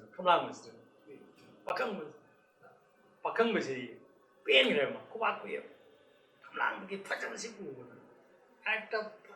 ꯍꯩ ꯁꯤꯡꯂꯕ ꯀꯅꯥꯒꯨꯝꯕ ꯁꯅꯥ ꯁꯥꯕ ꯅꯨꯄꯥ ꯑꯃꯅ ꯑꯍꯟꯕ ꯁꯅꯥꯗꯨ ꯃꯗꯨꯅ ꯈꯨꯗꯣꯡꯕꯗ ꯁꯥꯔꯛꯄ ꯐꯖꯕ ꯃꯨꯔꯇꯤ ꯑꯃꯗ ꯍꯦꯟꯅ ꯐꯖꯕ ꯈꯝꯂꯥꯡꯕꯒꯤ ꯁꯛꯐꯝꯅꯦ ꯅꯤꯄꯥ ꯑꯣꯏꯕ ꯃꯈꯣꯏꯗꯤ ꯂꯥꯏꯔ ꯅꯨꯄꯤ ꯑꯣꯏꯕꯁꯤꯡꯗꯤ ꯂꯥꯏꯔꯅ ꯅꯤꯄꯥ ꯑꯣꯏꯔꯤꯕ ꯂꯥꯏ ꯃꯤ ꯃꯌꯥꯝ ꯑꯃꯁꯤꯅ ꯃꯣꯏꯒꯤ ꯃꯤꯠꯐꯝꯁꯤ ꯀꯅꯥ ꯊꯝꯅꯔꯛꯀꯦꯗ ꯒꯨꯔꯨ ꯈꯝꯂꯥꯡꯕ ꯑꯁꯨꯛꯀꯤ ꯃꯇꯤꯛ ꯐꯖꯩ ꯃꯥꯁꯤ ꯅꯍꯥꯁꯨ ꯑꯣꯏꯔꯕꯅꯤ ꯑꯗꯨꯃꯥꯏꯅ ꯇꯧꯔꯒ ꯃꯣꯏ ꯁꯥꯟꯅꯔꯛꯄ ꯀꯥꯡꯖꯩꯁꯤ ꯄꯟꯖꯜ ꯑꯃꯃꯝ ꯆꯟꯅꯔꯒ ꯃꯣꯏ ꯀꯥꯡꯖꯩꯁꯤ ꯂꯣꯏꯁꯤꯜꯂꯛꯄꯒꯤ ꯇꯟꯖꯥ ꯑꯗꯨꯋꯥꯏꯗꯨꯗ ꯄꯣꯡꯒꯤ ꯃꯤꯁꯤꯡ ꯑꯁꯤꯅ ꯃꯣꯏ ꯍꯥꯏꯅꯤꯡꯕ ꯈꯔꯗꯤ ꯂꯩ ꯀꯔꯤ ꯂꯩ ꯂꯥꯏ ꯃꯌꯥꯝꯗꯨꯒ ꯅꯣꯡꯃꯇꯪ ꯀꯥꯡꯖꯩ ꯁꯤꯡꯅꯅꯤꯡꯉꯤ ꯀꯥꯡꯖꯩ ꯁꯥꯟꯅꯕꯁꯤ ꯁꯤꯡꯅꯅꯤꯡꯕꯒꯤ ꯋꯥꯈꯜ ꯑꯃ ꯂꯩ ꯃꯣꯏꯗ ꯍꯥꯏꯕꯗꯤ ꯉꯝꯖꯈꯤꯗꯦꯕ ꯄꯥꯈꯪꯕꯗ ꯍꯪꯒꯠꯄꯗꯤ ꯉꯝꯈꯤꯗꯦ ꯄꯥꯈꯪꯕꯅ ꯎꯏꯌꯦꯕ ꯑꯗꯨ ꯃꯣꯏ ꯍꯥꯏꯈꯤꯗ꯭ꯔꯦ ꯃꯌꯥꯝꯗꯨ ꯂꯥꯏꯔꯤꯕ ꯂꯥꯏ ꯃꯤ ꯃꯌꯥꯝ ꯑꯗꯨ ꯂꯥꯏꯁꯅꯥꯗ ꯈꯝꯂꯥꯡꯕꯅ ꯁꯤꯅ ꯑꯗꯨꯅꯤ ꯁꯤꯒꯤ ꯅꯤꯄꯥꯁꯤꯅ ꯃꯃꯤꯡ ꯑꯁꯤ ꯀꯧꯏ ꯁꯤꯅ ꯂꯥꯏ ꯏꯀꯣꯞ ꯅꯤꯡꯊꯧꯅꯤ ꯁꯤꯅ ꯂꯥꯏ ꯑꯣꯛꯅꯔꯦꯟ ꯍꯥꯏꯔꯤꯗꯨꯅꯤ ꯁꯤꯅ ꯂꯥꯏ ꯈꯣꯔꯤ ꯐꯥꯕꯅꯤ ꯁꯤꯅ ꯂꯥꯏ ꯈꯝꯂꯥꯡꯕꯅꯤ ꯁꯤꯅ ꯂꯥꯏ ꯏꯔꯨꯝ ꯅꯤꯡꯊꯧꯅꯤ ꯃꯥ ꯐꯖꯅ ꯁꯛ ꯇꯥꯛꯅꯔꯒ ꯃꯌꯥꯝꯗꯨ ꯂꯣꯏꯁꯤꯟꯅꯔꯛꯄꯒꯤ ꯇꯥꯟꯖꯥꯗꯨꯗ ꯂꯩꯁꯥꯕꯤ ꯁꯝꯂꯥꯡ ꯀꯣꯏꯀꯠꯅꯔꯤꯕꯤ ꯂꯩꯁꯥꯕꯤ ꯑꯃꯈꯛꯇꯤ ꯀꯥꯡꯖꯩꯕꯨꯡꯕꯨ ꯊꯥꯗꯣꯛꯄ ꯌꯥꯝ ꯉꯝꯗꯅ ꯃꯃꯤꯠꯅ ꯍꯟꯅ ꯌꯦꯡꯉꯒ ꯀꯅꯥꯗ ꯌꯦꯡꯉꯤ ꯈꯝꯂꯥꯡꯕꯗ ꯌꯦꯡꯉ ꯆꯠꯂꯤꯕ ꯂꯩꯁꯥꯕꯤꯁꯤ ꯀꯅꯥꯅꯣ ꯍꯥꯏꯗꯤ ꯃꯉꯥꯡ ꯅꯤꯡꯊꯧꯒꯤ ꯃꯃꯣꯝꯂꯣꯏ ꯍꯨꯏꯃꯤ ꯂꯩꯃ ꯍꯥꯏꯕꯁꯤꯅꯤ ꯃꯥꯁꯤꯅ ꯈꯝꯂꯥꯡꯕꯁꯤ ꯎꯕꯗ ꯑꯁꯨꯛꯀꯤ ꯃꯇꯤꯛ ꯃꯥꯒꯤ ꯊꯃꯣꯏꯗ ꯅꯨꯡꯁꯤꯕꯒꯤ ꯏꯊꯛ ꯏꯔꯥꯡꯁꯤ ꯍꯧꯔꯦ ꯈꯝꯂꯥꯡꯕꯒ ꯃꯤꯆꯥꯟꯅꯔꯨꯔꯦ ꯈꯝꯂꯥꯡꯕꯒ ꯑꯅꯤꯁꯨꯕ ꯃꯤꯆꯥꯟꯅꯕ ꯃꯇꯝꯗꯗꯤ ꯃꯈꯣꯏꯒꯤ ꯊꯃꯣꯏꯒꯤ ꯄꯥꯎꯗꯨ ꯌꯥꯝ ꯐꯥꯎꯅꯈ꯭ꯔꯦꯕ ꯃꯣꯏꯅꯤꯁꯦ ꯅꯨꯃꯤꯠꯇꯨꯗ ꯃꯌꯨꯝꯗ ꯍꯟꯅꯔꯦ ꯈꯝꯂꯥꯡꯕꯁꯨ ꯃꯌꯨꯝꯗ ꯄꯣꯊꯥꯐꯝ ꯈꯪꯗ꯭ꯔꯦ ꯍꯨꯏꯃꯤ ꯂꯩꯃꯩ ꯋꯥꯈꯜꯗ ꯍꯨꯏꯃꯤ ꯂꯩꯃꯩꯁꯨ ꯃꯌꯨꯝꯗ ꯄꯣꯊꯥꯐꯝ ꯈꯪꯗ꯭ꯔꯦ ꯃꯁꯤ ꯏ ꯄꯥꯎ ꯃꯌꯥꯝ ꯑꯁꯤ ꯂꯥꯏꯌꯥꯝꯁꯤꯅ ꯊꯣꯡ ꯊꯥꯅꯔꯒ ꯄꯥꯎ ꯆꯠꯅꯔꯒ ꯈꯝꯂꯥꯡꯕꯗ ꯍꯨꯏꯃꯤ ꯂꯩꯃꯁꯤ ꯊꯥꯖꯈꯤ ꯍꯨꯏꯃꯤ ꯂꯩꯃꯒ ꯈꯝꯂꯥꯡꯕꯒ ꯅꯨꯡꯁꯤ ꯋꯥꯏꯊꯨꯡꯅꯔꯒ ꯌꯨꯝꯕꯥꯟꯅꯈꯤ ꯒꯨꯔꯨ ꯈꯝꯂꯥꯡꯕꯁꯤ ꯃꯇꯝ ꯈꯔ ꯂꯩꯔꯒ ꯃꯆꯥ ꯄꯤꯕꯥ ꯑꯃ ꯄꯣꯏꯕ ꯅꯤꯄꯥꯁꯤ ꯑꯉꯥꯡꯁꯤ ꯑꯁꯨꯛꯀꯤ ꯃꯇꯤꯛ ꯃꯁꯛ ꯃꯇꯧ ꯐꯖꯩ ꯃꯒꯨꯟ ꯆꯦꯜꯂꯤ ꯑꯗꯨ ꯈꯝꯂꯥꯡꯕꯅ ꯅꯨꯡꯁꯤꯅ ꯃꯥꯕꯨ ꯑꯃꯨꯗꯣꯟ ꯊꯣꯜꯂꯦ ꯊꯣꯟꯕ ꯅꯨꯃꯤꯠꯁꯤꯗ ꯂꯥꯏꯌꯥꯝ ꯄꯨꯝꯅꯃꯛꯅ ꯃꯉꯣꯟꯗ ꯍꯔꯥꯎ ꯅꯨꯡꯉꯥꯏꯕ ꯐꯣꯡꯗꯣꯛꯇꯨꯅ ꯌꯥꯏꯐ ꯄꯥꯎꯖꯦꯜ ꯄꯤꯈꯤ ꯌꯥꯏꯐ ꯊꯧꯅꯤ ꯄꯤꯈꯤ ꯈꯝꯂꯥꯡꯕꯁꯨ ꯍꯨꯏꯃꯤ ꯂꯩꯃꯁꯨ ꯑꯁꯨꯛꯀꯤ ꯃꯇꯤꯛ ꯄꯦꯟꯖꯈꯤ सुमाइना याम नुक्सीना यामना सुन नुंगाइना मोइनि सि युम्बान लेरम पसिदा खंनांगन नोंगि लो खंनिं निंसिने मा निंसिंगि करिनो मानम मणिपुर लेपाक चंगपन मतमदा मणिपुर लेरमिबा लाइ मयाम से लाइ हारगा सा इशु नोय मयाम जिना अंगांसा नोयना लाइ हाइबा वाइ से मतमदुरगी अदुम लाखरबनी हुजिसु हाइनरी लाइ से लाइ ने दुम खलो अदना लाइ मयाम सिदा माना असखिबम ले माओंदा मौसाना मालेम लेमाइ थक्सिदा माबु एक थारपा पुंफम दुदगी मागी मसादा यावबा खलामर यावबा मगुन नमले योट पुथोपगी योट करमाइना सुंगनी योट करमाइना सागनी हेबगी महैसि मंगोंदा पुथोक्तना ले पक्तुना लाखर हाइबजे कैनोय कोइना सुक्तम तमिरुदुना उरित अमना युम साबा महूम साबा है कोई मना लेपाक पेगा फलांग नपगा मागी महूम साजबा है कोई दुर कनान तंबिरुगे उरितुना कनान तंबिरुगे तंबिरुदेव अदुबु ईश्वरना प्रकृतिदुना मंगोंदा मागी लेरिबा मागी मगुंदुदा मंगोंदा पक्तना अदुगुंबा अमा नंगोंदा हैजरो आइना पिथोल खरबने अदुम खमलांगने योरसिंगुट्री थबक्सि मंगोंदा पक्तना हैरखर नैबदो खमलांगबसे मासिना मानिक्सिने लाइ मयाम Damana लापगा Manipur हाइबा लेपाक्सदा vote पुथोकनी vote सुंगनी vote के अवाट पर लेबदु आइना मेखकनी हाइना मा वासखिबु निक्सिंगे अदुम नोंगि नुमित माना करी हरकेना मागी जानथोबी मागी नुपी कुबी लेबदु माना हाय बेमा आई मतम खरा आई योठी वगी थबक ताई मफम खुदिमुक ताई चलगा आई येंगदौरी अदुना नंगा मतम पुनमुक्ता सुमाइगे लेमिनबा हाइबसे थोइद्री अनु ngasi yaba nomitri ko maitraba manipur gi lamkhai asi koina ai yot sikra wa da pangge sai thirage anu madu gi ngasi dage khomsan ba hore ko harmaga ma thire tigan manipur gi masi maya punamak ma thide yemata yot sungba yaba gi potcha si ma phangba ngamaktre ma ningba kan aduga ayum yor ko mana ma gi nupi da hare आई vote सी सब फंगया मफम से तीबया बटी रोडे हुजिक तीबु फंगत्रे अदुना आई जी मणिपुर की चिंगोन क्या लालगा आई तीरुरगे अनै नोचु हरम पांगबा खा नोचु लोम जिदबा आई लालगा चिंगोन क्या लालगा आई योट तीरुरगे खले अदुना नंग उनबी पुकिंग इंगना यामना खोरांग खोसावदना नपारी सिगल लोइना राव मिनोक तमदना नंग मतम खर लेरमो आयोट थ्रिबा चलगे को हाय मतम कुइनि रेनमा हायजे लाइडिंग थो गुमो मयांगि दमता अदुमाइना थबक अमा पांथोक पिगनी मयांगि थौगन गि दमता मयांगि याय नंगाय दमता कोनबने स्टाबरे सुकिमतिक हरावजे अदुबु नंगी पिकलिबा नपारी सेगा आइगा मतम कुइना नंग रोकपिगनो थबुम यामना आइबु थादोकपिगनो सही लाना आइबु रोकपिगनो अदुना नंग चलुबा थबुतु माइ पा तोइबिउ यामना थुनसो हंदिरो आइबने आइ सोइना यामना थुना लकनी आइदो कुइमिलै मसि मबुंगदि नुंगांबा मा सुमलै अदुदा खमामना करिगिनो बेमा सानबी नंगना आइना जुम थबो म चटकने न नंगोंद वखल न नलगा नंगोंद हराव मिनो तंबंगम दबा आइगोंद नंगोंद चिंता पुदना आइबदि वखन न पुलुम फाबगुमना नंगना सुम मैथोंदु मकाय राम लाम दबा पिबम जिउ दै नुगाय तबु पावे करी नबुंग खनबा मदे हायो हायो न आइगोंद हायो नंगना चिंगबा लेतना हायो गान कुमिलेमन हाय आई अतै के सुनते आइना चिंगजरी से ꯑꯩꯁꯤ ꯌꯥꯝꯅ ꯄꯨꯛꯆꯦꯟ ꯄꯤꯛꯄ ꯇꯥꯔꯒꯗ꯭ꯔꯥ ꯐꯠꯇꯕꯤ ꯇꯥꯔꯒꯗ꯭ꯔꯥ ꯑꯩꯉꯣꯟꯗ ꯍꯥꯏꯗꯣꯛꯄꯗꯁꯨ ꯏꯀꯥꯏꯖꯩ ꯑꯗꯨꯕꯨ ꯍꯥꯏꯗꯤ ꯍꯥꯏꯖꯔꯒꯦ ꯅꯤꯄꯥ ꯑꯣꯏꯕ ꯅꯈꯣꯏꯁꯦ ꯊꯣꯡꯒꯥꯟ ꯋꯥꯡꯅ ꯍꯦꯛ ꯂꯥꯟꯈꯤꯗꯒꯤꯗꯤ ꯃꯥꯒꯤ ꯌꯨꯝꯗ ꯂꯩꯕ ꯇꯥꯂꯣꯏꯗꯨ ꯍꯦꯛ ꯀꯥꯞꯊꯣꯛꯀꯜꯂꯦ ꯍꯥꯏꯕꯁꯤ ꯃꯥꯁꯤ ꯑꯍꯜ ꯂꯃꯟ ꯏꯄꯥ ꯏꯄꯨ ꯍꯥꯛꯇꯛꯇꯒꯤ ꯁꯨꯝ ꯍꯥꯏꯅꯩ ꯃꯗꯨ ꯑꯩꯒꯤ ꯏꯐꯝꯗꯁꯨ ꯊꯣꯛꯀꯗ꯭ꯔꯥ ꯍꯥꯏꯕꯁꯤ ꯅꯪ ꯑꯩꯒꯤ ꯏꯐꯝꯁꯤꯗꯁꯨ ꯊꯣꯛꯂꯛꯀꯗ꯭ꯔꯥ ꯍꯥꯏꯕꯁꯤ ꯑꯩ ꯈꯜꯂꯨꯔꯒ ꯑꯩ ꯃꯗꯨꯒꯤ ꯉꯥꯡꯖꯕꯅꯤ ꯑꯗꯨꯅ ꯃꯗꯨꯃꯛꯇꯗꯤ ꯊꯣꯛꯇꯅꯕ ꯅꯪ ꯍꯣꯠꯅꯕꯤꯌꯨ ꯑꯗꯨꯒ ꯃꯇꯝ ꯆꯥꯅꯁꯨ ꯍꯟꯕꯤꯔꯣꯏꯒ ꯈꯝꯂꯥꯡꯕꯅ ꯅꯣꯛꯑꯒ ꯊꯥꯁꯤꯗꯒꯤꯁꯨ ꯍꯦꯟꯅ ꯐꯖꯔꯕꯤ ꯂꯝꯆꯠ ꯑꯐꯕ ꯂꯝꯆꯠ ꯄꯨꯝꯅꯃꯛꯀꯤ ꯇꯨꯡꯅꯐꯝ ꯑꯣꯏꯔꯕꯤ ꯌꯦꯡꯕꯒꯤ ꯄꯦꯟꯕ ꯅꯥꯏꯗ꯭ꯔꯕꯤ ꯂꯧꯁꯤꯡ ꯑꯗꯒꯤ ꯅꯉꯣꯟꯗ ꯂꯩꯔꯤꯕ ꯈꯪꯕ ꯍꯩꯕꯒꯤ ꯅꯉꯣꯟꯗ ꯂꯩꯔꯤꯕ ꯒꯨꯟ ꯃꯌꯥꯝ ꯑꯁꯤꯅ ꯌꯣꯝꯁꯤꯟꯗꯨꯅ ꯂꯩꯔꯕꯤ ꯃꯄꯨꯡ ꯐꯥꯔꯕꯤ ꯑꯁꯤꯒꯨꯝꯕ ꯑꯩꯒꯤ ꯇꯥꯂꯣꯏ ꯅꯨꯃꯤꯠ ꯂꯝꯕꯤ ꯂꯩꯔꯤꯉꯩꯗ ꯑꯩꯅ ꯀꯅꯥ ꯑꯃꯒꯤ ꯃꯐꯝꯗ ꯑꯩꯅ ꯃꯤꯠꯌꯦꯡ ꯆꯪꯉꯨꯈꯤꯒꯗꯒꯦ ꯃꯤꯠꯌꯦꯡ ꯇꯥꯔꯨꯈꯤꯒꯗꯒꯦ ꯑꯩꯅ ꯀꯂꯛ ꯃꯤꯠꯌꯦꯡ ꯌꯦꯡꯉꯨꯈꯤꯒꯗꯒꯦ ꯅꯪ ꯆꯤꯡꯅꯕ ꯀꯔꯤꯝꯇ ꯂꯩꯒꯅꯣ ꯅꯕꯨꯡꯗ ꯑꯗꯨꯅ ꯌꯥꯝ ꯍꯔꯥꯎꯅ ꯂꯩꯔꯝꯃꯨ ꯑꯩ ꯆꯠꯂꯒꯦꯀꯣ ꯍꯥꯏꯔꯒ ꯃꯊꯪꯒꯤ ꯅꯨꯃꯤꯠꯇꯨꯗꯒꯤ ꯈꯝꯂꯥꯡꯕꯁꯤ ꯃꯃꯥꯏ ꯈꯥ ꯅꯣꯡꯆꯨꯞ ꯑꯣꯟꯅ ꯃꯥꯁꯤ ꯈꯣꯡꯗꯣꯛꯑꯦ ꯑꯗꯨꯒ ꯈꯥ ꯅꯣꯡꯆꯨꯞ ꯊꯪꯕ ꯆꯤꯡꯂꯣꯟ ꯀꯌꯥꯁꯤ ꯂꯥꯜꯂꯒ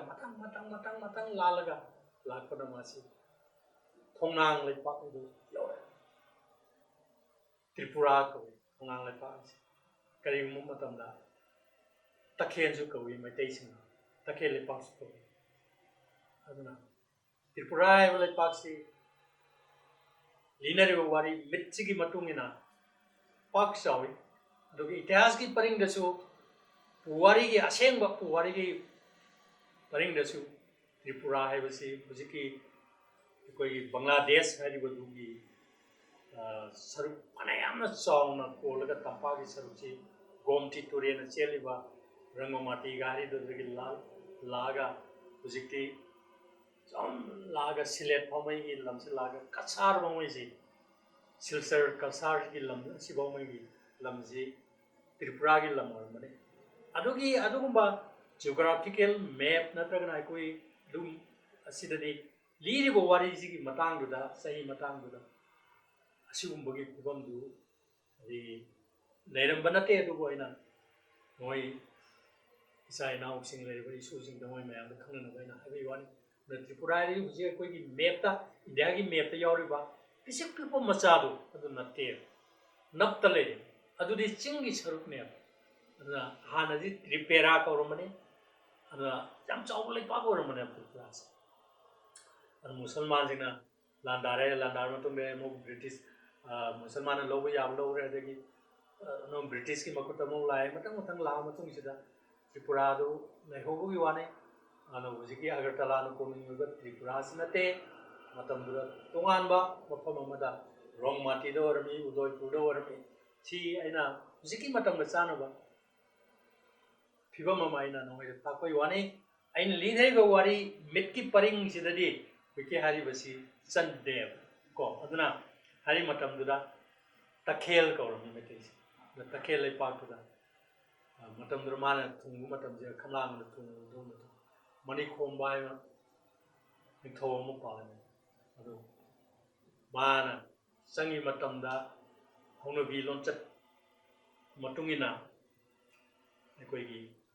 ꯅꯤꯡꯊꯧꯒꯤ ꯃꯐꯝꯗ ꯃꯥ ꯂꯥꯛꯏ ꯑꯗꯨ ꯃꯥ ꯐꯖꯅ ꯇꯥꯛꯏ ꯔꯤꯄꯣꯔꯠ ꯄꯤꯔꯦ ꯇꯥꯛꯑꯦ ꯈꯨꯔꯨꯝꯖꯔꯦ ꯍꯥꯏꯖꯔꯦ ꯃꯥꯒꯤ ꯂꯣꯟꯆꯠ ꯐꯖꯕ ꯃꯁꯛ ꯃꯇꯧ ꯆꯤꯡ ꯂꯦꯝꯕ ꯇꯧꯊꯣꯔꯛꯄ ꯊꯕꯛꯇ ꯌꯦꯡꯅꯤꯡꯕ ꯉꯥꯛꯇ ꯄꯣꯛꯄ ꯑꯗꯨꯝ ꯃꯤꯁꯛ ꯑꯣꯏꯕꯅꯤꯅ ꯂꯩꯄꯥꯛꯇꯨꯒꯤ ꯅꯤꯡꯊꯧꯗꯨꯅꯁꯨ ꯃꯥꯕꯨ ꯍꯔꯥꯎ ꯀꯧꯁꯤꯜꯂꯒ ꯂꯩꯍꯜꯂꯒ ꯃꯉꯣꯟꯗ ꯃꯥꯅ ꯇꯧꯅꯤꯡꯉꯤꯕ ꯊꯕꯛꯇꯣ ꯍꯪꯉꯦ ꯃꯥꯅ ꯇꯧꯅꯤꯡꯉꯤꯕꯗꯨ ꯌꯣꯠ ꯄꯨꯊꯣꯛꯄ ꯌꯣꯠ ꯁꯨꯡꯕ ꯌꯥꯕ ꯌꯣꯠꯆꯥꯛ ꯐꯪꯕ ꯌꯥꯕ ꯑꯗꯨꯒꯨꯝꯕ ꯃꯐꯝ ꯊꯤꯕ ꯂꯥꯛꯄꯅꯦ ꯑꯁꯤ ꯁꯦꯡꯅ ꯇꯥꯏ ꯑꯗꯨꯒꯤ ꯃꯇꯨꯡꯗ ꯃꯥ ꯊꯕꯛꯇꯨ ꯃꯥ ꯇꯧꯍꯜꯂꯦ ꯈꯝꯂꯥꯡꯕꯅ ꯃꯅꯤꯈꯣꯝꯕ ꯅꯤꯡꯊꯧꯒꯤ ꯀꯣꯅꯨꯡꯗꯨꯗ ꯂꯩꯔꯒ ꯃꯥꯅ ꯁꯨꯝ ꯆꯠꯅ ꯊꯤꯔ ꯌꯦꯡꯕꯁꯤꯗ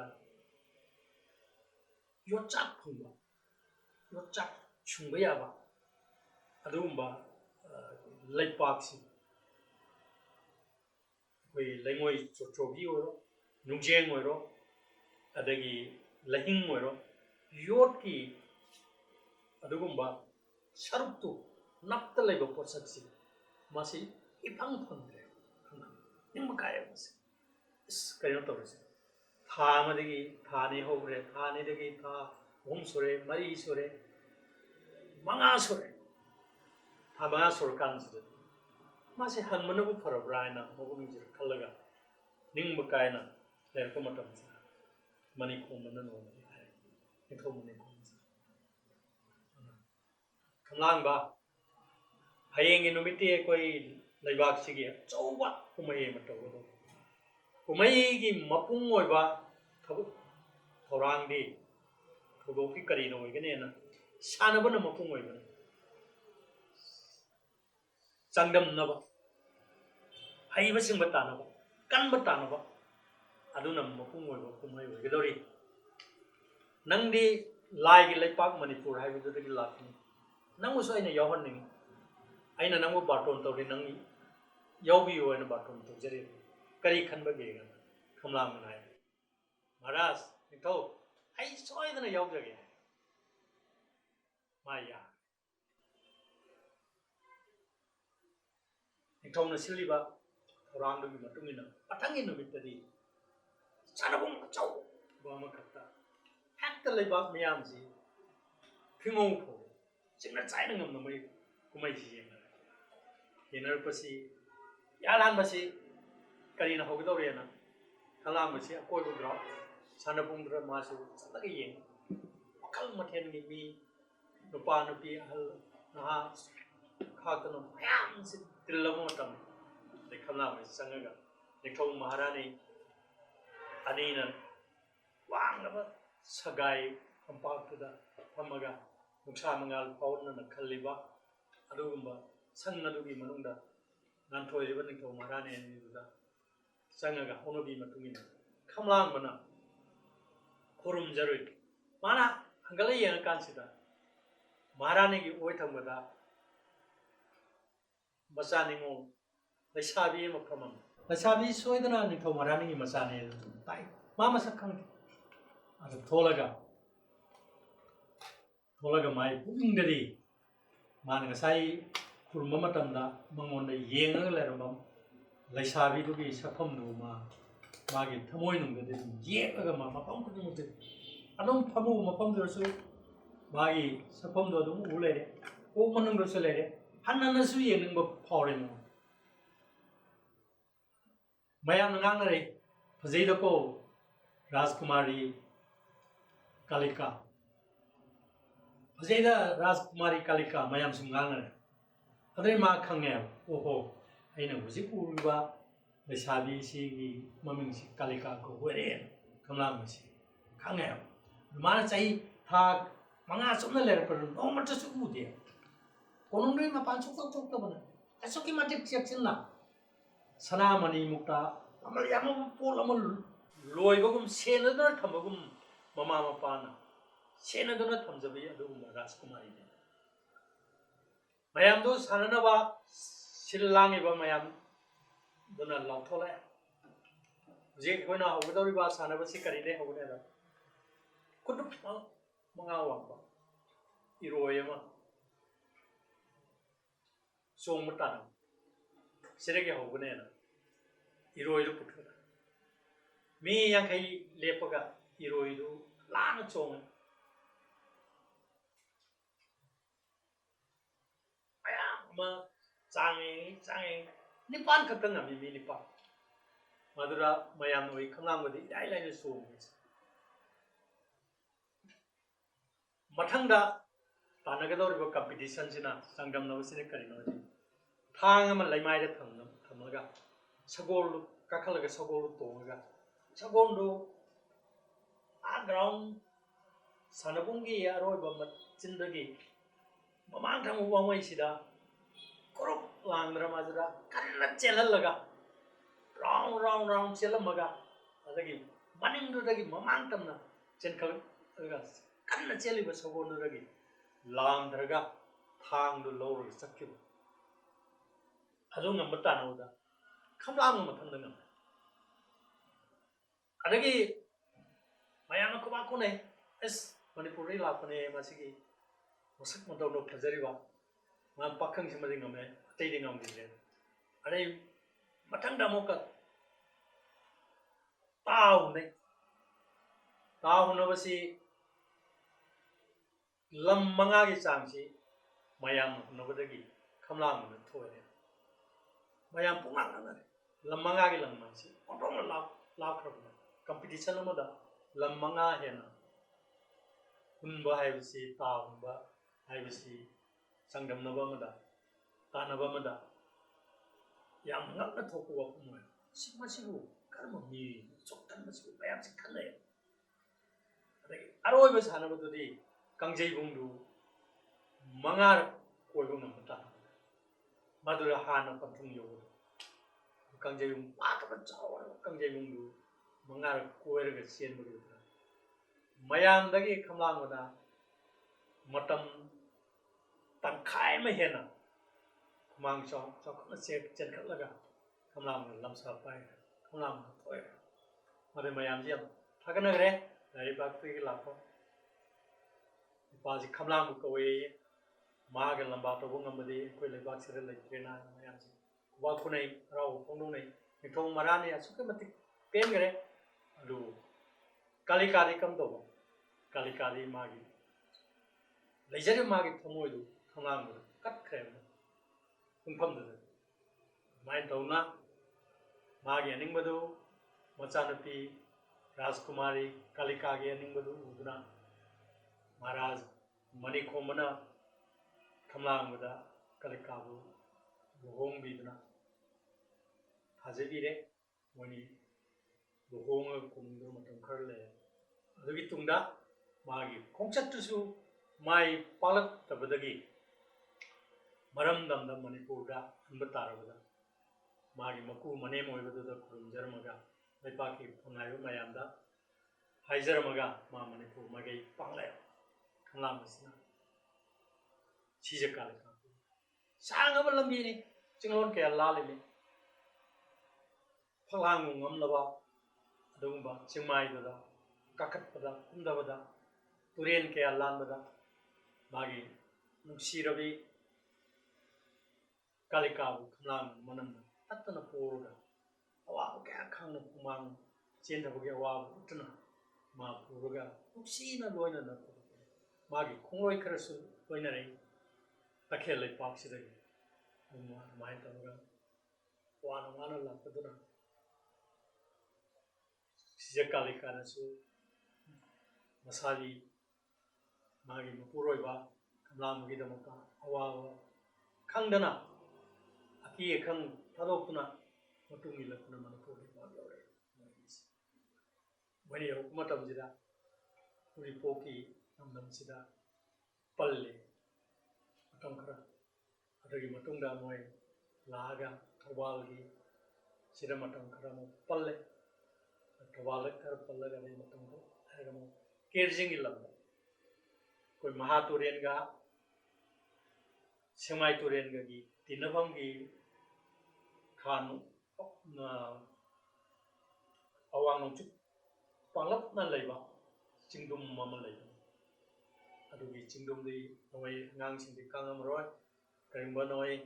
ꯑꯩ ꯂꯤꯔꯤꯕ ꯋꯥꯔꯤꯁꯤ ꯄꯨꯛꯅꯤꯡ ꯆꯪꯅ ꯇꯥꯔꯒ ꯅꯣꯡꯃꯇꯪ ꯌꯦꯡꯕ ꯆꯠꯂꯨ ꯍꯥꯏꯔꯤꯕ ꯀꯦꯔꯖꯤꯡꯗꯨ ꯌꯥꯝ ꯅꯨꯡꯁꯤꯕ ꯂꯝꯗꯝꯅꯤ ꯑꯩꯈꯣꯏ ꯀꯛꯆꯤꯡꯒꯤ ꯃꯤ ꯄꯨꯝꯅꯃꯛꯅꯗꯤ ꯌꯥꯝ ꯅꯨꯡꯁꯤꯅꯐꯝ ꯊꯣꯛꯄ ꯃꯔꯝꯗꯤ ꯃꯐꯝꯗꯨꯗ ꯑꯩꯈꯣꯏ ꯀꯛꯆꯤꯡꯁꯤ ꯈꯨꯟꯗꯥꯔꯒ ꯃꯇꯝꯗꯨꯗ ꯃꯐꯝꯗꯨꯗ ꯑꯩꯈꯣꯏ ꯑꯋꯥ ꯑꯅꯥ ꯀꯌꯥ ꯈꯥꯡꯉ ꯂꯩꯔꯛꯈꯤꯕ ꯑꯗꯨꯒꯨꯝꯕ ꯃꯐꯝꯗꯨꯗ ꯈꯝꯂꯥꯡꯕꯁꯤꯅ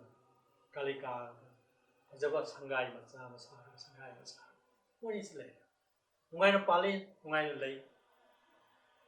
ꯍꯔꯥꯎ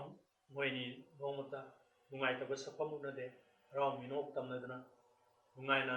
ꯂꯥꯏꯅꯤꯡꯊꯧ ꯂꯥꯏꯔꯦꯝꯕꯤ ꯑꯅꯤꯁꯤ ꯅꯨꯡꯉꯥꯏꯅ ꯂꯩꯔꯦ ꯅꯣꯡꯃꯗꯤ ꯈꯝꯂꯥꯡꯕꯁꯤ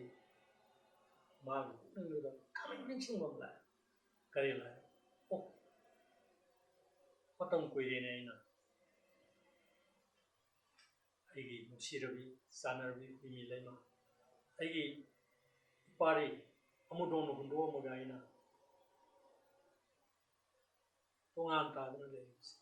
ꯀꯔꯤꯕꯨ ꯆꯥꯔꯤꯒꯗꯕ ꯀꯔꯤꯕꯨ ꯊꯛꯏꯒꯗꯕ ꯀꯔꯝꯅꯕꯨ ꯄꯥꯜꯂꯤꯒꯗꯕ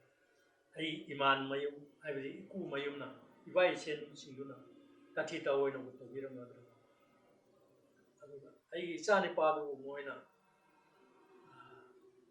ꯊꯧꯁꯥꯗꯅ ꯂꯣꯏꯅꯕꯤꯔꯝꯒꯗꯧꯔꯤꯕ ꯍꯥꯏꯕꯗꯤ ꯁꯨꯝ ꯈꯜꯂꯛꯄꯗꯨꯗ ꯃꯥꯁꯤ ꯁꯨꯝ ꯑꯍꯥꯟꯕꯗ ꯁꯨꯝ ꯈꯜꯂꯝꯕꯅꯤ ꯑꯗꯩ ꯁꯨꯝ ꯈꯟꯖꯤꯜꯂꯛꯇꯕꯗꯩꯗꯤ ꯃꯥꯁꯤ ꯎꯅꯤꯡꯕꯒꯤ ꯋꯥꯈꯜ ꯑꯃꯅ ꯒꯤꯔꯤ ꯒꯤꯔꯤ ꯒꯤꯔꯤ ꯇꯂꯛꯄꯗꯒꯤ ꯃꯥꯁꯤ ꯑꯁꯦꯡꯕ ꯋꯥꯐꯝꯁꯤ ꯀꯥꯂꯤꯀꯥꯗ ꯍꯥꯏꯗꯣꯔꯛꯑꯗꯤ ꯀꯥꯂꯤꯀꯥꯒꯤ ꯊꯃꯣꯏꯗꯨ ꯀꯥꯏꯔꯅꯤ ꯌꯥꯝ ꯅꯨꯡꯉꯥꯏꯔꯔꯣꯏ ꯃꯥꯒꯤ ꯃꯥꯏꯊꯣꯡꯗ ꯑꯋꯥꯕ ꯎꯠꯂꯛꯀꯗꯕꯗꯨ ꯃꯥ ꯌꯦꯡꯅꯤꯡꯗꯕꯗꯒꯤ ꯈꯝꯂꯥꯡꯕ ꯑꯁꯤꯅ ꯀꯔꯤ ꯍꯥꯏꯒꯅꯤ ꯏꯕꯦꯝꯃ ꯀꯥꯂꯤꯀꯥ ꯑꯩꯁꯤ ꯃꯇꯝ ꯈꯔ ꯃꯩꯇ꯭ꯔꯕ ꯃꯅꯤꯄꯨꯔ ꯂꯩꯄꯥꯛꯁꯤ ꯊꯥꯗꯣꯛꯇꯨꯅ ꯑꯩ ꯅꯄꯥꯡ ꯇꯈꯦꯜ ꯂꯩꯄꯥꯛꯇ ꯂꯩꯔꯨꯔꯦ ꯍꯧꯖꯤꯛ ꯃꯐꯝꯁꯤ ꯍꯜꯂꯛꯏ ꯑꯩꯅ ꯃꯐꯝꯁꯤ ꯂꯩꯔꯛꯄꯁꯨ ꯐꯅ ꯀꯨꯏꯔꯦ ꯑꯩꯒꯤ ꯃꯔꯨꯞ ꯃꯄꯥꯡ ꯂꯥꯏ ꯃꯌꯥꯝꯗꯨꯅ ꯑꯩꯅ ꯆꯠꯂꯤꯕ ꯊꯕꯛꯁꯤꯒꯤ ꯃꯔꯝꯗ ꯑꯩ ꯄꯥꯎ ꯑꯃꯠꯇ ꯇꯝꯃꯝꯗ꯭ꯔꯤ ꯃꯣꯏ ꯀꯔꯝꯍꯥꯏꯅ ꯇꯧꯔꯝꯒꯅꯤ ꯃꯥꯅ ꯌꯣꯠ ꯄꯨꯊꯣꯛꯀꯅꯤ ꯑꯗꯨ ꯋꯥꯁꯛꯑꯒ ꯂꯨꯄꯥꯃꯩ ꯄꯨꯊꯣꯛꯇꯅ ꯂꯩꯔꯤꯁꯨ ꯀꯔꯤꯅꯣ ꯍꯥꯏꯅ ꯁꯣꯏꯅ ꯍꯪꯅꯔꯝꯃꯅꯤ ꯑꯗꯨꯅ ꯑꯩ ꯃꯣꯏꯒ ꯋꯥꯇꯥꯅꯕ ꯑꯃꯨꯛꯇꯪ ꯃꯣꯏꯗ ꯄꯥꯎ ꯄꯤꯕ ꯑꯃꯨꯛꯇꯪ ꯆꯠꯀꯦ ꯑꯩ ꯍꯣꯠꯅꯕ ꯇꯣꯛꯇ꯭ꯔꯤ ꯑꯩ ꯁꯣꯏꯅ ꯍꯣꯠꯅꯈꯤꯒꯅꯤ ꯁꯣꯏꯅ ꯉꯝꯅꯕ ꯍꯣꯠꯅꯒꯅꯤ ꯑꯩꯁꯦ ꯃꯣꯏꯗ ꯑꯃꯨꯛꯇꯪ ꯍꯥꯏꯔꯨꯈꯤꯒꯦ ꯅꯪ ꯅꯨꯡꯉꯥꯏꯅ ꯑꯃꯨꯛꯇꯪ ꯂꯩꯔꯝꯃꯨ ꯍꯥꯏꯕꯗ ꯀꯥꯂꯤꯀꯥꯁꯤ ꯃꯥꯅ ꯍꯥꯏꯕꯗ ꯌꯥꯝ ꯊꯥꯖꯕꯤꯅꯤ ꯃꯄꯨꯔꯣꯏꯕꯅ ꯍꯥꯏꯕꯗ ꯍꯪꯒꯠꯅ ꯑꯃꯨꯛꯇ ꯈꯨꯝꯖꯗꯕꯤꯅꯤ ꯑꯗꯒꯤ ꯃꯉꯣꯟꯗ ꯃꯤꯅ ꯉꯥꯡꯕꯗ ꯌꯥꯝꯅ ꯊꯥꯖꯕ ꯑꯗꯒꯤ ꯆꯤꯡꯅꯒꯟꯗꯕ ꯑꯐꯕ ꯋꯥꯈꯜ ꯄꯨꯝꯅꯃꯛꯀꯤ ꯇꯨꯡꯐꯝ ꯑꯣꯏꯕ ꯑꯗꯨꯒꯨꯝꯕ ꯔꯥꯖꯀꯨꯃꯥꯔꯤꯅꯤ ꯑꯗꯩ ꯈꯝꯂꯥꯡꯕꯒꯤ ꯅꯨꯄꯤꯅꯤ ꯑꯗꯨꯒꯨꯝꯕ ꯅꯨꯄꯤ ꯀꯥꯂꯤꯀꯥꯅꯤ ꯀꯥꯂꯤꯀꯥꯅ ꯑꯌꯦꯠꯄ ꯇꯧꯗꯨꯅ ꯐꯩ ꯐꯩ ꯏꯕꯨꯡꯉꯣ ꯂꯦꯡꯕꯤꯌꯨ ꯑꯗꯨꯒ ꯀꯨꯏꯅꯗꯤ ꯂꯩꯔꯛꯀꯅꯨ ꯑꯍꯤꯡ ꯂꯦꯜꯂꯛꯀꯅꯨ ꯑꯩ ꯅꯨꯃꯤꯠꯅ ꯇꯥꯗ꯭ꯔꯤꯉꯩ ꯆꯤꯡꯌꯥ ꯂꯥꯟꯊꯗ꯭ꯔꯤꯉꯩ ꯃꯥꯒꯤ ꯃꯉꯥꯜꯅ ꯂꯩꯔꯤꯉꯩ ꯃꯇꯝꯗ ꯅꯪ ꯊꯨꯡꯅꯅꯕ ꯇꯧꯕꯤꯌꯨ ꯑꯗꯣ ꯑꯩ ꯅꯪꯕꯨ ꯌꯥꯝꯅ ꯋꯥꯅ ꯉꯥꯏꯖꯔꯝꯒꯗꯧꯔꯤꯅꯤ ꯍꯥꯏꯔꯒ ꯀꯥꯂꯤꯀꯥ ꯂꯩꯍꯧꯔꯦ ꯈꯝꯂꯥꯡꯕꯁꯦ ꯑꯋꯥꯡ ꯃꯥꯏꯀꯩ ꯄꯥꯡꯅ ꯂꯥꯛꯑꯦ ꯑꯗꯨꯕꯨ ꯃꯥꯒꯤ ꯏꯃꯥꯟ ꯃꯌꯨꯝ ꯃꯉꯥꯡ ꯅꯤꯡꯊꯧꯒꯤ ꯌꯨꯝꯁꯤꯗ ꯃꯁꯦꯟ ꯃꯕꯥꯏ ꯀꯥꯗ ꯃꯥꯒꯤ ꯅꯨꯄꯤ ꯍꯨꯝꯅꯤ ꯂꯩꯃꯒ ꯃꯆꯥ ꯃꯨꯗꯣꯟꯒ ꯁꯣꯏꯅ ꯂꯩꯔꯝꯒꯅꯤ ꯑꯩꯁꯤ ꯈꯟꯕꯗꯒꯤ ꯃꯥꯅꯁꯨ ꯃꯐꯝꯗꯨ ꯂꯩꯔꯣꯏꯅ ꯁꯤꯟꯅꯔꯝꯃꯤꯕꯅꯤꯅ ꯃꯥ ꯃꯐꯝꯗꯨ ꯇꯥꯅ ꯂꯥꯛꯑꯦ ꯂꯥꯛꯀꯥꯟꯗ ꯃꯥꯒꯤ ꯃꯀꯨ ꯃꯌꯨꯝꯅ ꯃꯥꯕꯨ ꯑꯣꯛꯄꯤꯔꯦ ꯇꯔꯥꯝ ꯇꯔꯥꯝ ꯇꯧꯕꯤꯔꯦ ꯌꯥꯝ ꯍꯔꯥꯎꯏ ꯉꯁꯥꯏ ꯃꯥ ꯂꯥꯛꯄꯗꯗꯤ ꯃꯥ ꯌꯥꯝ ꯆꯤꯟꯇꯥ ꯇꯧꯔꯛꯄꯅꯤ ꯋꯥꯈꯜꯅ ꯂꯨꯝꯃ ꯂꯥꯛꯄꯅꯤ ꯀꯔꯤꯒꯨꯝꯕ ꯍꯨꯏꯃꯤ ꯂꯩꯃꯅ ꯑꯩꯁꯤ ꯁꯤꯖ ꯀꯥꯂꯤꯀꯥꯒꯤ ꯃꯄꯨꯔꯣꯏꯕ ꯑꯣꯏꯈ꯭ꯔꯦ ꯑꯩꯅ ꯁꯤꯖ ꯀꯥꯂꯤꯀꯥ ꯂꯧꯔꯦ ꯍꯥꯏꯁꯤ ꯀꯔꯤꯒꯨꯝꯕ ꯍꯨꯏꯃꯤ ꯂꯩꯃ ꯈꯪꯉꯗꯤ ꯀꯔꯤ ꯊꯣꯛꯀꯅꯤ ꯃꯥꯅ ꯀꯔꯤ ꯍꯥꯏꯔꯛꯀꯅꯤ ꯀꯔꯤ ꯃꯤꯆꯩ ꯊꯥꯔꯛꯀꯅꯤ ꯑꯗꯨꯅ ꯑꯩꯅ ꯈꯪꯒꯗꯕ ꯏꯀꯥꯏꯕꯁꯤ ꯀꯔꯤꯅꯣ ꯑꯗꯨꯒ ꯑꯩꯒꯤ ꯏꯃꯥꯟ ꯃꯌꯨꯝ ꯏꯀꯨ ꯃꯌꯨꯝꯅ ꯑꯩꯉꯣꯟꯗ ꯇꯤꯂꯥꯡ ꯍꯥꯏꯗꯤ ꯃꯗꯨꯗ ꯇꯤꯟꯁꯤꯠꯀꯗꯕ ꯇꯤꯂꯥꯡ ꯇꯤꯟꯁꯤꯠꯅꯔꯛꯀꯗꯕ ꯑꯊꯤꯕ ꯋꯥꯏ ꯀꯌꯥ ꯍꯥꯏꯔꯛꯀꯗꯕ ꯃꯌꯥꯝꯗꯣ ꯑꯩ ꯀꯔꯝꯍꯥꯏꯅ ꯈꯥꯡꯒꯅꯤ ꯃꯣꯏꯅ ꯀꯔꯝꯍꯥꯏꯅ ꯐꯥꯗꯅꯕ ꯍꯣꯠꯅꯒꯅꯤ ꯍꯥꯏꯕꯒꯤ ꯋꯥꯈꯜꯁꯤꯗ ꯃꯥꯁꯤ ꯃꯈꯣꯡꯐꯥꯎ ꯀꯥꯔꯟ ꯊꯥꯡꯉꯒ ꯂꯥꯛꯈꯤꯕꯅꯦꯕ ꯑꯗꯨꯕꯨ ꯃꯐꯝꯗ ꯌꯧꯔꯀꯥꯟꯗꯗꯤ ꯍꯨꯏꯃꯤ ꯂꯩꯃꯅ ꯃꯥꯕꯨ ꯎꯕꯗ ꯑꯁꯨꯛꯀꯤ ꯃꯇꯤꯛ ꯍꯔꯥꯎꯗꯅ ꯃꯈꯣꯡ ꯀꯣꯜꯂꯒ ꯀꯞꯄꯒ ꯏꯕꯨꯡꯉꯣ ꯅꯪ ꯂꯩꯕꯁꯨ ꯀꯨꯏꯅ ꯍꯨꯟꯗꯣꯛꯄꯤꯔꯝꯃꯤꯗꯤ ꯀꯔꯤ ꯌꯦꯡꯉꯨ ꯅꯄꯥꯔꯤꯁꯤ ꯀꯌꯥ ꯆꯥꯎꯔꯕꯅꯣ ꯍꯥꯏꯅ ꯃꯗꯨ ꯎꯕꯗ ꯈꯝꯂꯥꯡꯕꯁꯤ ꯈꯪꯍꯧꯗꯦ ꯃꯃꯤꯠꯇꯒꯤ ꯃꯄꯤ ꯇꯥꯔꯛꯏ ꯑꯗꯨꯒ ꯃꯄꯥꯔꯤꯗꯣ ꯀꯧꯈꯠꯂꯒ ꯃꯥꯁꯤ ꯍꯟꯅ ꯆꯨꯞꯄꯦ ꯑꯃꯨꯗꯣꯟꯕꯨ ꯑꯗꯨꯒ ꯃꯥꯅ ꯃꯤꯂꯩꯕꯕꯨ ꯊꯦꯝꯖꯤꯟꯕꯤꯔꯦ ꯅꯨꯄꯤ ꯑꯣꯏꯕꯒꯤ ꯋꯥꯈꯜꯅꯤ ꯃꯥꯅ ꯇꯧꯔꯝꯕ ꯋꯥꯔꯝꯕ ꯅꯨꯡꯉꯥꯏꯔꯝꯗꯕ ꯄꯨꯝꯅꯃꯛꯇꯨ ꯃꯥꯂꯣꯝ ꯄꯨꯝꯅꯃꯛꯇꯨ ꯀꯣꯛꯊꯣꯛꯈ꯭ꯔꯒ ꯅꯨꯄꯥ ꯑꯣꯏꯕꯒꯤ ꯆꯤꯔꯣꯟꯗ ꯃꯥ ꯄꯪꯊꯈ꯭ꯔꯦ ꯍꯥꯏꯕꯗꯤ ꯏꯟꯈ꯭ꯔꯦ ꯑꯗꯨꯒ ꯃꯥꯒꯤ ꯊꯣꯡꯂꯣꯟ ꯄꯥꯎꯔꯣꯟꯗꯨ ꯂꯣꯟꯁꯤꯟꯈ꯭ꯔꯦ ꯑꯗꯨꯒ ꯃꯥꯒꯤ ꯁꯦꯕꯥ ꯇꯧꯗꯨꯅ ꯂꯩ ꯈꯝꯂꯥꯡꯕ ꯊꯣꯡ ꯍꯥꯡꯗꯣꯛꯇꯨꯅ ꯆꯠꯄ ꯉꯝꯃꯦ ꯏꯃꯨꯡꯗ ꯅꯨꯃꯤꯠ 4-5 ꯁꯨꯕ ꯐꯥꯏꯗꯨꯅ ꯂꯩ ꯁꯣꯝꯗꯗꯤ ꯀꯦꯔꯖꯤꯡ ꯂꯣꯝꯗꯗꯤ ꯀꯥꯂꯤꯀꯥꯁꯤ ꯂꯧꯁꯤꯡ ꯂꯩꯕꯤꯅꯤ ꯆꯤꯡꯅꯒꯟꯗꯕꯤ ꯑꯣꯏꯔꯁꯨ ꯃꯥꯏ ꯊꯃꯣꯏꯅꯨꯡꯗ ꯑꯍꯤꯡ ꯂꯥꯟꯗꯅ ꯀꯣꯔꯣꯡꯅ ꯆꯤꯡꯌꯥ ꯍꯥꯏꯗꯈꯤꯗ꯭ꯔꯤꯉꯩ ꯃꯉꯥꯟ ꯃꯥꯡꯍꯟꯗ꯭ꯔꯤꯉꯩꯗ ꯍꯟꯋꯥꯏꯔꯛꯎ ꯑꯩꯒꯤ ꯌꯨꯝꯗ ꯍꯟꯕꯤꯔꯛꯎ ꯍꯥꯏꯅ ꯃꯥꯅ ꯍꯥꯏꯖꯈꯤꯕꯗꯨ ꯁꯣꯏꯗꯅ ꯄꯥꯡꯊꯣꯛꯀꯅꯤ ꯁꯣꯏꯗꯅ ꯂꯥꯛꯀꯅꯤ ꯍꯥꯏꯕꯤꯈ꯭ꯔꯒ ꯉꯁꯤ ꯃꯔꯤ ꯃꯉꯥꯅꯤ ꯂꯥꯛꯇꯕꯁꯤ ꯀꯔꯤꯒꯤꯅꯣ ꯍꯥꯏꯅ 마시 그리 토크르보노이다 룩사티바 모노이가 각jet 마시 라는 칼리까지 마시 마는 짝기바 어왕마이게 싶어하나 미남다비 미기 망나부터 어렵다비 칼리까기 마펌다비 탱나바 미 코데막나 미 망오는 미남비디 마나 항우보다 파제나 딱비레 낭이나 프로로 컴나무 어왕마이게 짝기 손다 짝기 마나 짝기 발람이 시다네 아니 로이나 탈락버링 마시 parap nerlakaduna mangang thogi sangay yore mapamda sari ko lonchindra thong lonchindra leremi ibamda masya ikai bagi kainopsi yanaba ningba kaiba awabagi shor mapi ma sangno holmo ma karimata hairamdra mamai olaga halakre mano holmi ba sordo kamlamagi thamoida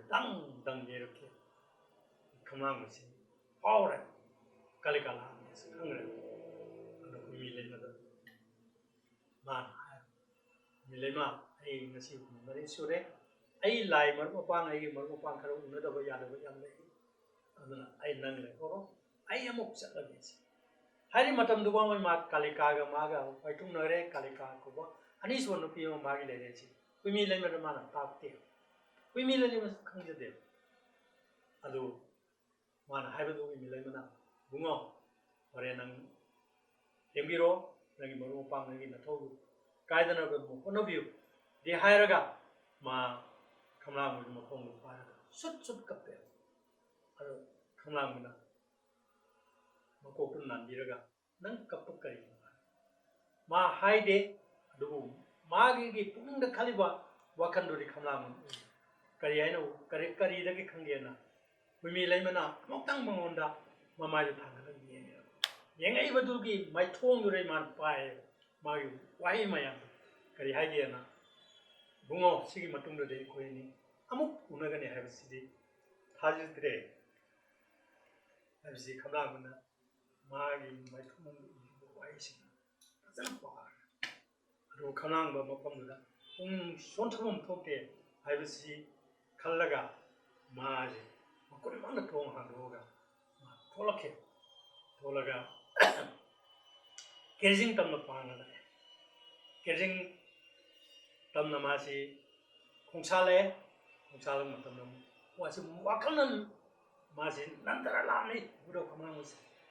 라코치다 마나 칼라포도 핵주메 게징 요름다이시다 저랑나 거의 그노시 요르코시다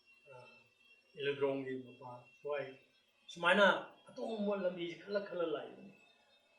게르징기 라이시. 아동마이나 마지 칼리카 시가 테이너리아고 칼리카스. 자르바 피기 보요마마 고통너가 부르가 마시 라키바니 마루보다 감라마지 마이 타모이지. 어쨌든 까이고. 다시나비 야로이지 강나비. 그까지 와이나 다시나도 juga midona siron karon haidra madu patabal option chatkado khamlang bari natte romazi mind of the mazi khandala ek thainaram da chima kalika sene bungo na chaplatu aduga voice haramde mai so haramde ka amatang enraga chakke tawda khamlang ai wa matan haibada kalika na ungो जिकी वा है ना मतलब हेले ननाई अभी ऐडी मरुम भी थम्बसु है ना दबा लोना भी थम्बगी पंचसु खंजे दबी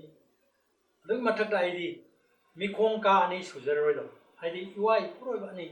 सु न पान बसु पाला रोय दबा अदुग बाई नुपीनी नंगी नसुमलांगी दमता इमाई पाथोंगा हरिब लेपाकुदा सेदारमी सामर लंबी सी ai laga tumlep chara lengna nangi seba tona wai nangi lebak sil lak sigi bune adu ꯍꯧꯖꯤꯛꯇꯤ ꯅꯪ ꯌꯥꯝꯅ ꯅꯨꯡꯉꯥꯏꯅ ꯄꯥꯟꯕꯤ ꯍꯧꯔꯣ ꯅꯅꯥꯒꯤ ꯑꯩꯗꯤ ꯆꯠꯆꯔꯦ ꯍꯥꯏꯔꯒ ꯃꯁꯤ ꯃꯃꯥꯏꯁꯤ ꯑꯋꯥꯡ ꯅꯣꯡꯆꯨꯞ ꯑꯣꯜꯂꯒ ꯃꯥꯁꯤ ꯆꯠꯈꯤꯕꯅꯤ ꯑꯗꯩ ꯈꯝꯂꯥꯡꯕꯁꯤ ꯀꯥꯂꯤꯀꯥꯅ ꯆꯠꯈ꯭ꯔꯤ ꯃꯥꯏꯀꯩꯗꯨ ꯌꯦꯡꯉꯒ ꯃꯥꯁꯤ ꯃꯃꯤꯠꯁꯤ ꯇꯞꯅ ꯎꯏꯁꯤꯟꯈꯤꯕ ꯌꯦꯡꯕ ꯉꯝꯃꯛꯇꯕ ꯑꯗꯒꯤ ꯃꯥꯒꯤ ꯌꯦꯠ ꯊꯪꯕꯗꯅ ꯍꯨꯏꯃꯤ ꯂꯩꯃꯅ ꯃꯆꯥ ꯑꯃꯨꯗꯣꯟ ꯃꯊꯥꯅꯨꯡꯗ ꯄꯝꯃꯒ ꯂꯦꯞꯄ ꯂꯩꯔꯦ ꯑꯣꯏꯗꯅ ꯀꯥꯂꯤꯀꯥ ꯂꯦꯞꯄꯦ ꯑꯗꯨꯒ ꯃꯉꯣꯟꯗ ꯃꯥꯒꯤ ꯅꯥꯀꯣꯡ ꯑꯅꯤꯁꯤ ꯀꯥꯏꯒꯦ ꯇꯧꯃꯩ ꯈꯥꯡꯅ ꯅꯣꯛꯁꯤꯜꯂꯛꯄꯅꯤ ꯀꯔꯦꯝꯅꯅ ꯑꯗꯨꯗꯒꯤ ꯈꯝꯂꯥꯡꯕꯒꯤ ꯊꯃꯣꯏꯗꯨ ꯃꯩ ꯍꯧꯔꯛꯇꯨꯅ ꯃꯥꯗꯨ ꯃꯩ ꯋꯥꯏꯔꯛꯇꯨꯅ ꯍꯛꯆꯥꯡ ꯄꯨꯝꯅꯃꯛꯇꯨ ꯆꯥꯊꯦꯛꯑꯒ ꯃꯁꯤ ꯃꯩꯈꯨ ꯑꯣꯜꯂꯒ ꯑꯇꯤꯌꯥꯗ ꯄꯥꯏꯈꯠꯂꯒ ꯈꯝꯂꯥꯡꯕ ꯃꯥꯒꯤ ꯈꯝꯂꯥꯡꯕ ꯍꯥꯏꯕꯗꯨ ꯑꯩꯈꯣꯏꯒꯤ ꯏꯄꯥ ꯏꯄꯨꯒꯤ ꯋꯥꯔꯤ ꯑꯍꯜꯁꯤꯡꯅ ꯂꯤꯅꯔꯝꯕ ꯃꯤꯠꯀꯤ ꯋꯥꯔꯤꯁꯤꯗꯁꯨ ꯃꯥꯒꯤ ꯃꯣꯡꯐꯝ ꯂꯩꯈꯤꯗꯦ ꯀꯗꯥꯏꯗ ꯃꯥꯡꯈꯤꯒꯦ ꯈꯪꯗꯦ ꯀꯗꯥꯏꯗꯒꯤ ꯂꯥꯛꯄꯅꯣ ꯍꯥꯏꯕꯁꯨ ꯀꯗꯥꯏꯗꯒꯤ ꯊꯣꯛꯂꯛꯀꯦ ꯍꯥꯏꯕꯁꯨ ꯃꯥ ꯈꯪꯗꯦ ꯇꯣꯉꯥꯟꯕ ꯋꯥꯔꯤ ꯃꯌꯥꯝ ꯑꯃꯅ ꯃꯥꯕꯨ ꯂꯥꯛꯅꯕ ꯃꯔꯝꯗꯤ ꯄꯤ ꯑꯗꯨꯃꯥꯏꯅ ꯇꯧꯔꯒ ꯑꯩꯈꯣꯏꯕꯨꯗꯨ ꯈꯝꯂꯥꯡꯕꯁꯤ ꯃꯁꯤ ꯀꯛꯆꯤꯡꯒꯤ ꯃꯤꯠꯅꯤ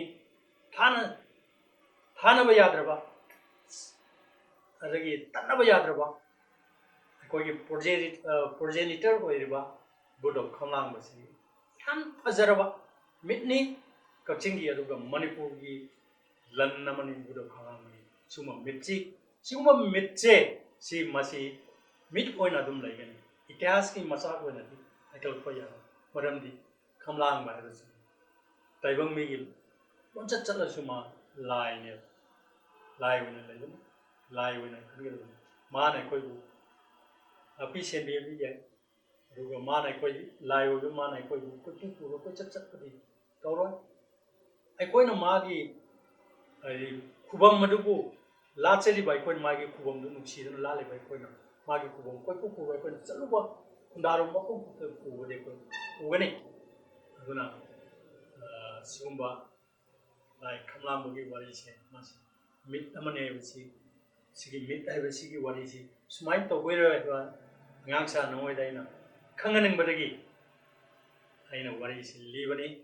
ꯑꯗꯨ ꯉꯁꯤꯒꯤꯗꯤ ꯃꯇꯥꯡ ꯁ꯭ꯋꯥꯏꯗ ꯁꯨꯝ ꯂꯣꯏꯁꯤꯜꯂꯁꯤ ꯍꯌꯦꯡꯗꯅ ꯑꯩꯈꯣꯏ ꯂꯦꯖꯦꯟ ꯍꯥꯏꯕꯗꯨ ꯀꯔꯤꯅꯣ ꯍꯥꯏꯕꯗꯨ ꯑꯃꯨꯛ ꯂꯤꯒꯦ ꯃꯊꯪꯗꯅ ꯐꯣꯛ ꯇꯦꯜ ꯍꯥꯏꯁꯤꯅ ꯀꯔꯤꯅꯣ ꯍꯥꯏꯕꯗꯨ ꯅꯉꯣꯏꯗ ꯈꯪꯅꯅꯕ ꯑꯩ ꯋꯥꯔꯤꯁꯤ ꯃꯈꯥ ꯆꯠꯊꯒꯦ ꯉꯁꯤꯒꯤꯗꯤ ꯁ꯭ꯋꯥꯏꯗ ꯁꯨꯝ ꯂꯣꯏꯁꯤꯜꯂꯁꯤꯀꯣ